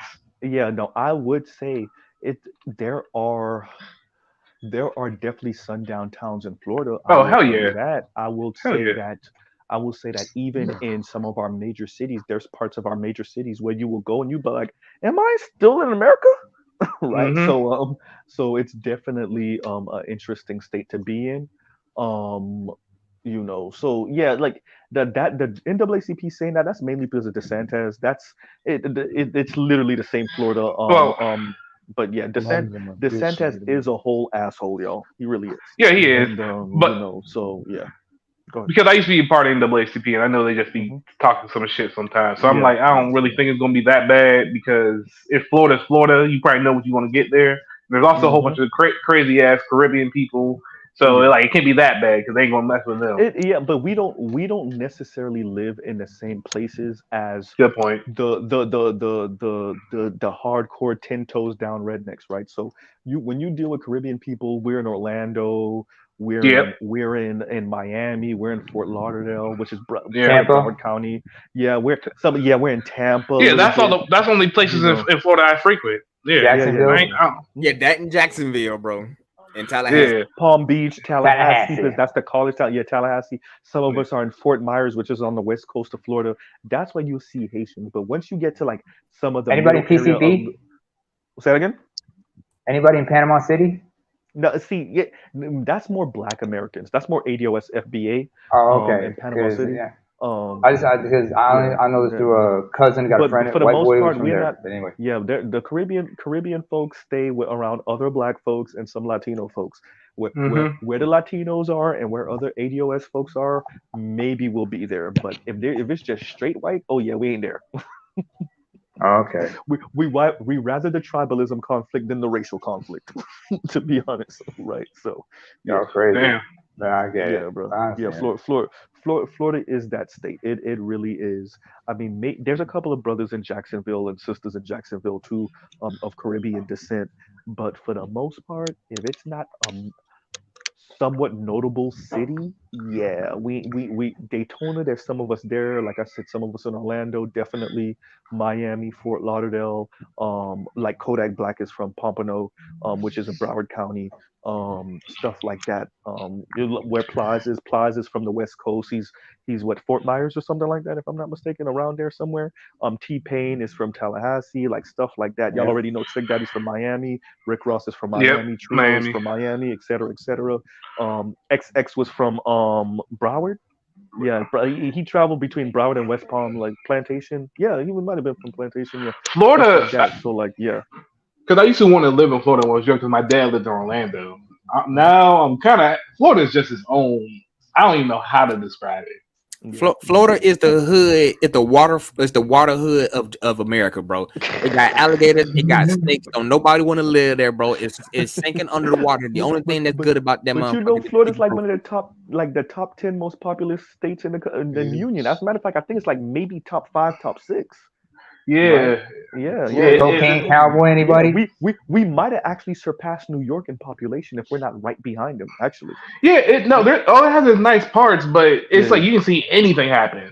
Like yeah, yeah. anything can happen. It's honestly That's the live thing about action and Florida. Grand Theft Anything can Auto. happen anywhere, anytime. Yeah, that's Florida the thing is about the Florida. most so-called conservative state that has the biggest porn industry. I was just about That to say part. that, bro. The biggest porn. I just looked that shit up randomly today. I was like I've been to Yeah, 20% of the yeah, porn that and out of the yeah. United We States. only come second to, I think, California. Yeah, No, I thought California. y'all Hey, overtook yeah, California. past California. Yeah. Yeah, y'all I knew they that passed. house was in Florida. Yeah. anybody heard of Bang California Bros? imports the condo, Yeah, the Bang Bro. No, condo that's groups. all Florida. That's Miami. Bang Bros is That's all all Florida. Florida. Hey, who's seen the documentary Hot Girls Wanted? Bang Bus. Sorry. But no, The but what? yeah, basically, Hot Girls Want. He talked some porno movie. I mean, documentary. Documentary. Yep. Yeah, porno documentary. But yeah, that was all that was basically. I just came up here because I like that. I was just gonna be mostly a listener, ask questions on the neoliberalism and everything. But you were talking about diaspora talk. I had some familiarity with that with my dad being married to 2 Caribbean women. Then my they have family members married to Africans and North Africans. Like I've seen the difference between everybody. Like I've seen like most of the people you want to meet over here in the Americas are going to be high sedity people from the diaspora. And you'll meet a handful. I meet a handful that are just struggling like you. But if you actually go to the country, you're pretty much gonna be cool with everybody. They might call you white man or whatever, but it's gonna be pretty much cool. It's most of the beef is also just when you're a new group coming somewhere else. And I also want to say this. This is also want to say African Americans really haven't had any like physical altercation besides Haitian Jump Day, but Caribbeans participated in that too. But if you ever look at the UK, between the beef between the Africans and the Caribbeans, they went to blows. They went to blows. So that's why I said people don't talk about that. African Americans, for the most part, crack jokes, but we ain't gonna fight you or anything. We usually absorb you in our group. That's it. Oh, Nigerians against Jamaicans. Let's get ugly. Hell, if you go to Canada, up in Canada, especially like in Toronto, Oh, that's real ugly, bro. Yeah. That's real ugly. Somalis and Jamaicans. Ugh, that's like the worst I've heard. I don't know. And we don't. I don't know. I know we don't have no Canadians in here right now. But my dad was telling me, just like in South Florida, Haitians is running the street game in Canada too. Montreal, so Quebec, in particular. and what borough? I mean, okay, so in what? Okay, so it's in. Okay, you said Montreal and Quebec. Yeah. Quebec is the province. Montreal in particular, the city. Yep. I'm not surprised. Hey, bro. That's why I say I wouldn't be surprised if they're in Ontario. If that matters. I love my fellow Haitians, but don't y'all leave your credit cards around these niggas. I'm telling you. Anyway. or debit cards. Yeah, for real. Since I want to say my last words so I can get out and take a shower. Okay, since we're talking about neoliberalism and monetizing everything, I understand you made, not you, but this person made an Instagram to show the raising in his family, so he's monetizing his family. My question is, if you claim to be a leftist and you understand what neoliberalism is, and you go on video showing your transitional relationship into a traditional relationship, what is the number to have a stay-at-home wife? How much does that cost? Think Leon calling out Mr. FD Signifier. My question is simply. Oh, good point. My question is simply, what is that number and how much did it cost? Because it wasn't Georgia, working because I think they're in Atlanta. They're in the Atlanta area. So if the brother is okay, so that means you taking on the mortgage by yourself. You paying for all of your kids' welfare by yourself. Your wife's welfare by yourself, and your welfare by yourself, and whatever car and car notes y'all both have by yourself. Go ahead. You're thinking too deep into it. Yeah. It's saying you've talked about, because I watched you for 2.5 years. You talked about these traditional. He talked about these traditional ideas of relationships, and this comes from this, and this is a European construct. This, that, and the other. And to me, you represent the same culture that perpetuates when people get money. It's almost like you're assimilating to the same ideas that you're so staunchly against. And I'm still going to support you and put likes in your videos, but I just want to know the price. Hey, I'm out of here. That. Oh, that's a great point. That's a great point. Because he did say that. Yeah, he discussed that in his last video on the Black and conservatives. Yeah, he did talk about that. Now my question is, should I make my YouTube the disenfranchised lefty? Because that's what. Say that again. The disenfranchised selected. I mean that's a great title. Disenfranchised leftists. I'm thinking about that. That's a good idea.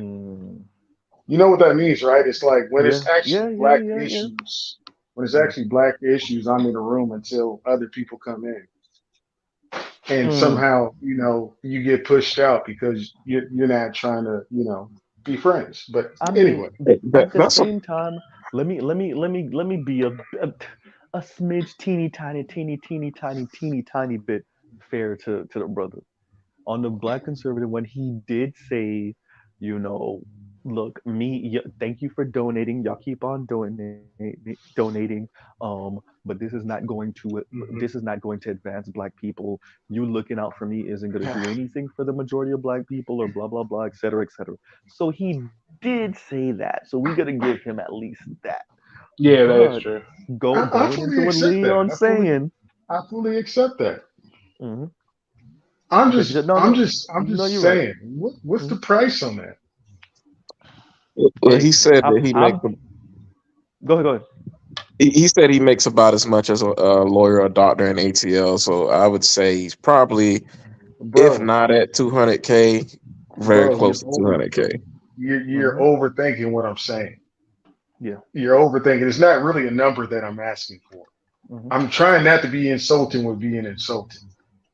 Yeah. You know what I'm saying? I'm saying Yeah. you No. I see where promoted you go. this, Mhm. right? And now you're participating in it. Well, but in theory, it's the same thing with Kim Foster. It's the Yes. same thing. Yes. It's literally the same thing, bro. This and they always make ways of saying, well, uh, well, and it's actually it's the same thing as BLM. Y'all supposed to be Marxists, right? Buying mansions? I'm just saying. So like, and this is when lefties, this is what makes us look fucking foolish, and makes us look like hypocrites. I already told y'all, if Mr. Z came up on some real money, y'all know the nice shit I'ma buy. But I don't care about Yeah. anything else after that. Y'all already know Mr. Z a car person, but I don't give no damn about no house. No big ass house. I don't care about none of those baller ass shit. I do not care. Literally, I don't care. I like okay nice clothes, and I'm not spending no crazy money on it. And I like even the car. Well, now they're expensive, but the cars I like ain't that expensive like that. Like that. They ain't Ferraris. I ain't into that because once again, I Mm-hmm. actually mean what I say. And I'm not gonna try to do some weird. I'm not gonna talk no rugged individual talk when y'all put a microphone in my face. Mm-hmm. But the rest of them, I see what Leon's saying. The rest of these people, they start copping please when they start making money, right? Then that's So all I I'm don't saying. know. It wasn't really about the price. Yeah. It's but I holler Meanwhile, at they y'all. live in the Holler at life. y'all. Literally two. FD and his wife are still married, so that's a two-parent household, nuclear family that you raising your sons in, excuse me. And FD already told us his oldest son with the dreads wanted to dye his hair multiple times, and he told him fuck no. So Mm-hmm. so in other words, you are in many ways, and I remember when I think when I was when I was interviewing him and his kids and his wife came in and you heard the dad voice. In other Yeah. words, nigga, you talking all this talk, but you got some conservative tendencies. And he said it too. He has some conservative tendencies. All right then. But Fair so enough. in other words, like I said, so in other words, patriarchy is for the elite. All the rest of us get the weirdos. Us regular ass black men, we get the weird relationships and with the weirdos. And the well-off black men and non-black people, non-black men, they get patriarchy. They get to be head of household. They get to nuclear families, right? They get the lower divorce rate, while the rest of us got the weirdos that if we do marry, they divorce us within 5 years. Okay, I see what you're saying, Leon. Yeah, I see it. I'm just, Hmm. you said it perfect. Yeah, I yeah. holler. Y'all have a good night. All right, Have a Leon. good one, Thank you for bro. All coming right, up. Vic. All right. Let me shout out Oliver the Gray for the super sticker. Thank you very much for the super sticker. We're back on topic, Oliver. We're back on topic. All right, who's next? Better you or Smitty? One of you. Or better I said I'd you. be last. Smitty can go ahead, man. Oh, I already said mine. Like, I went first. I was just listening. That's all. Oh, well, to wrap it up, neoliberalism is neoliberalism is it tied to capitalism and white supremacy. You cannot talk about one without the other. And I feel like once we as a people understand what's really being perpetuated, all of this alpha your way up out of your predicaments, all this other bullshit, and how it affects us, that they want you to buy into black capitalism. One of the Don't get me wrong, like Black Wall Street was amazing, but one of the reasons why it keeps getting pushed is because it wants you to subconsciously think capitalism is the answer to all this bullshit. It's the government's way of absolving themselves of their responsibilities so that they Wait. don't have Pause. Better you. Pause. Say that part again. Because right when you was getting to it, I wanted to pause you before you even said it. That part right there. Say that again. Is the government's what? the way of them absolving themselves of their responsibilities to you. Thank you. It's not supposed to be a one-way street. Thank you, better you. Continue. I'm sorry, sir. Oh no, you good. And the whole thing of it is they need us to buy into the system to keep giving it legitimacy, to keep it perpetuated. While Because the giving us thing as of little as possible back. exactly, neoliberalism and by extension capitalism is a system which devours itself, which is why I put it in. Matter of fact, I think I put it in the chat for the original video right before we cut out. Yeah. But like, I was asking you to read what was your super chat because I didn't get to read it on the original video. So go ahead and tell me what that was. Yeah, my it was said opens lefty bag, sip send dog. Okay, I'm reloaded. Right. That's actually a really good one. Yeah. But it's all about it's all about getting you to buy into that system so that you can keep perpetuating itself. You look at a lot of conflicts in a vacuum and you're like, God damn, America seems like it's schizophrenic. But when you look at it and understand neoliberalism, no, we need a new market because capitalism is always collapsing because it's devouring itself. And we're in late stage capitalism. Yeah. And the crazy thing about neoliberalism is if you read Adam Smith, The Wealth of Nations, even the motherfucker who invented this shit was like, yeah, laissez-faire capitalism ain't the way to go. You need a couple guardrails on this bitch. Yeah, shit's not sustainable. Yeah. And this is why you have traction control on supercars. Go ahead. Oh yeah. No, that's it. Right. Neoliberalism is white supremacy, and it's some bullshit. Hey, exactly. Compassionate and Callous said optimizing itself out of existence. You see me? Facts. Right. Hey, and that's another reason why we're pulling out of China, by the way, randomly. It's because the labor didn't cost too much. And they were able to do that in 50 years. Goddamn. So yeah. And all right, thank you very much, Better. That was a great talk. The U.S. government absolving its responsibility to you. That's why I brought up the gig economy earlier. But Better, you just summed that up perfectly. That's exactly what I was trying to say. Better, you just said it better than I did. Right? So good job. All right, Naima, go ahead.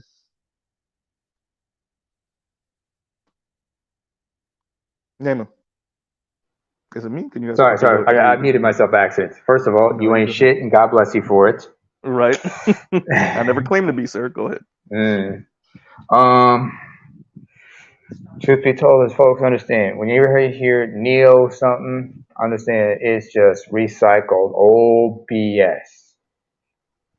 Yeah. Understand when we're saying neocon or neolib or neo whatever. It's just a rebranding, repackaging. New old shit. New old, so repackages the new old shit. So basically, it's just the two wings on the old vulture just got supports because like when you said that earlier, I died a little bit inside. It was funny. Go ahead. It was the truth, I was taught two wings on the same vulture because they joined at the hip. So in this case, the vultures, the two wings on the vultures got feather extensions because it's like can't flap like it used to. So it needs to like some shoulder supports and whatnot just to keep it up. You ever seen California condors crash into a power line? You saying the bird needs a pacemaker? Go ahead. No, I'm saying the bird. No, the bird's got some braces on its wings, like Stone Cold Steve Austin on his legs. That's what I mean. So it is what it is.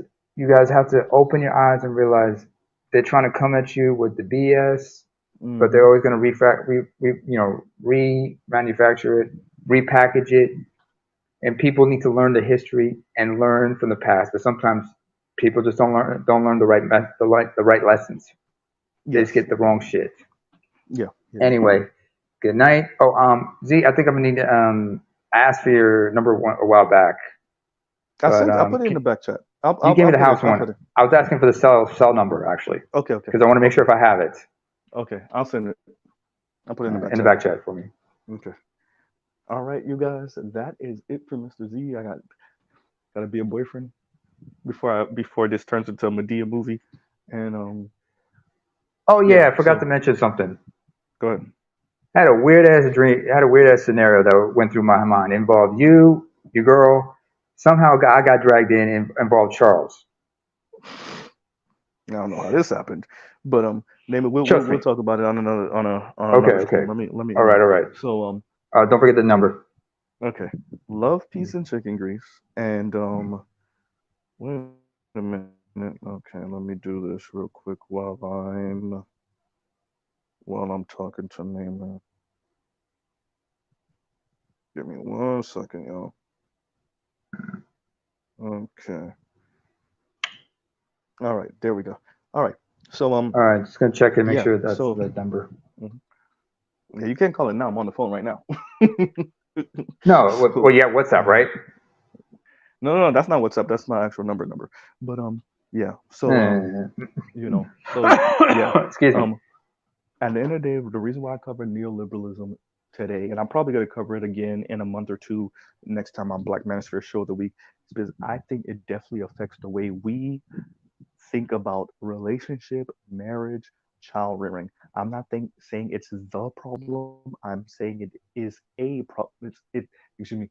It is a problem. It's another straw on the camel's back, right? It's another straw on the camel's back, and we definitely have to address it. And we definitely have to address how neoliberalism has not only informed us as black men, but definitely, obviously, because we're black men in the black manosphere, how it's informed the black women, right? Particularly the petite bourgeoisie class of black women, the Ebony K. Williams and Kim Foster class of black women, and quite frankly, the Cynthia G class and Chrissy class of black women, the Yanni and the Paris Milan class of black women, right? So, on that note, everyone, we will pause right there. Y'all have a great rest of your night. Y'all go check out Peace other out. Black Manosphere content, other non Manosphere content. All right, everybody. Mr. Z out.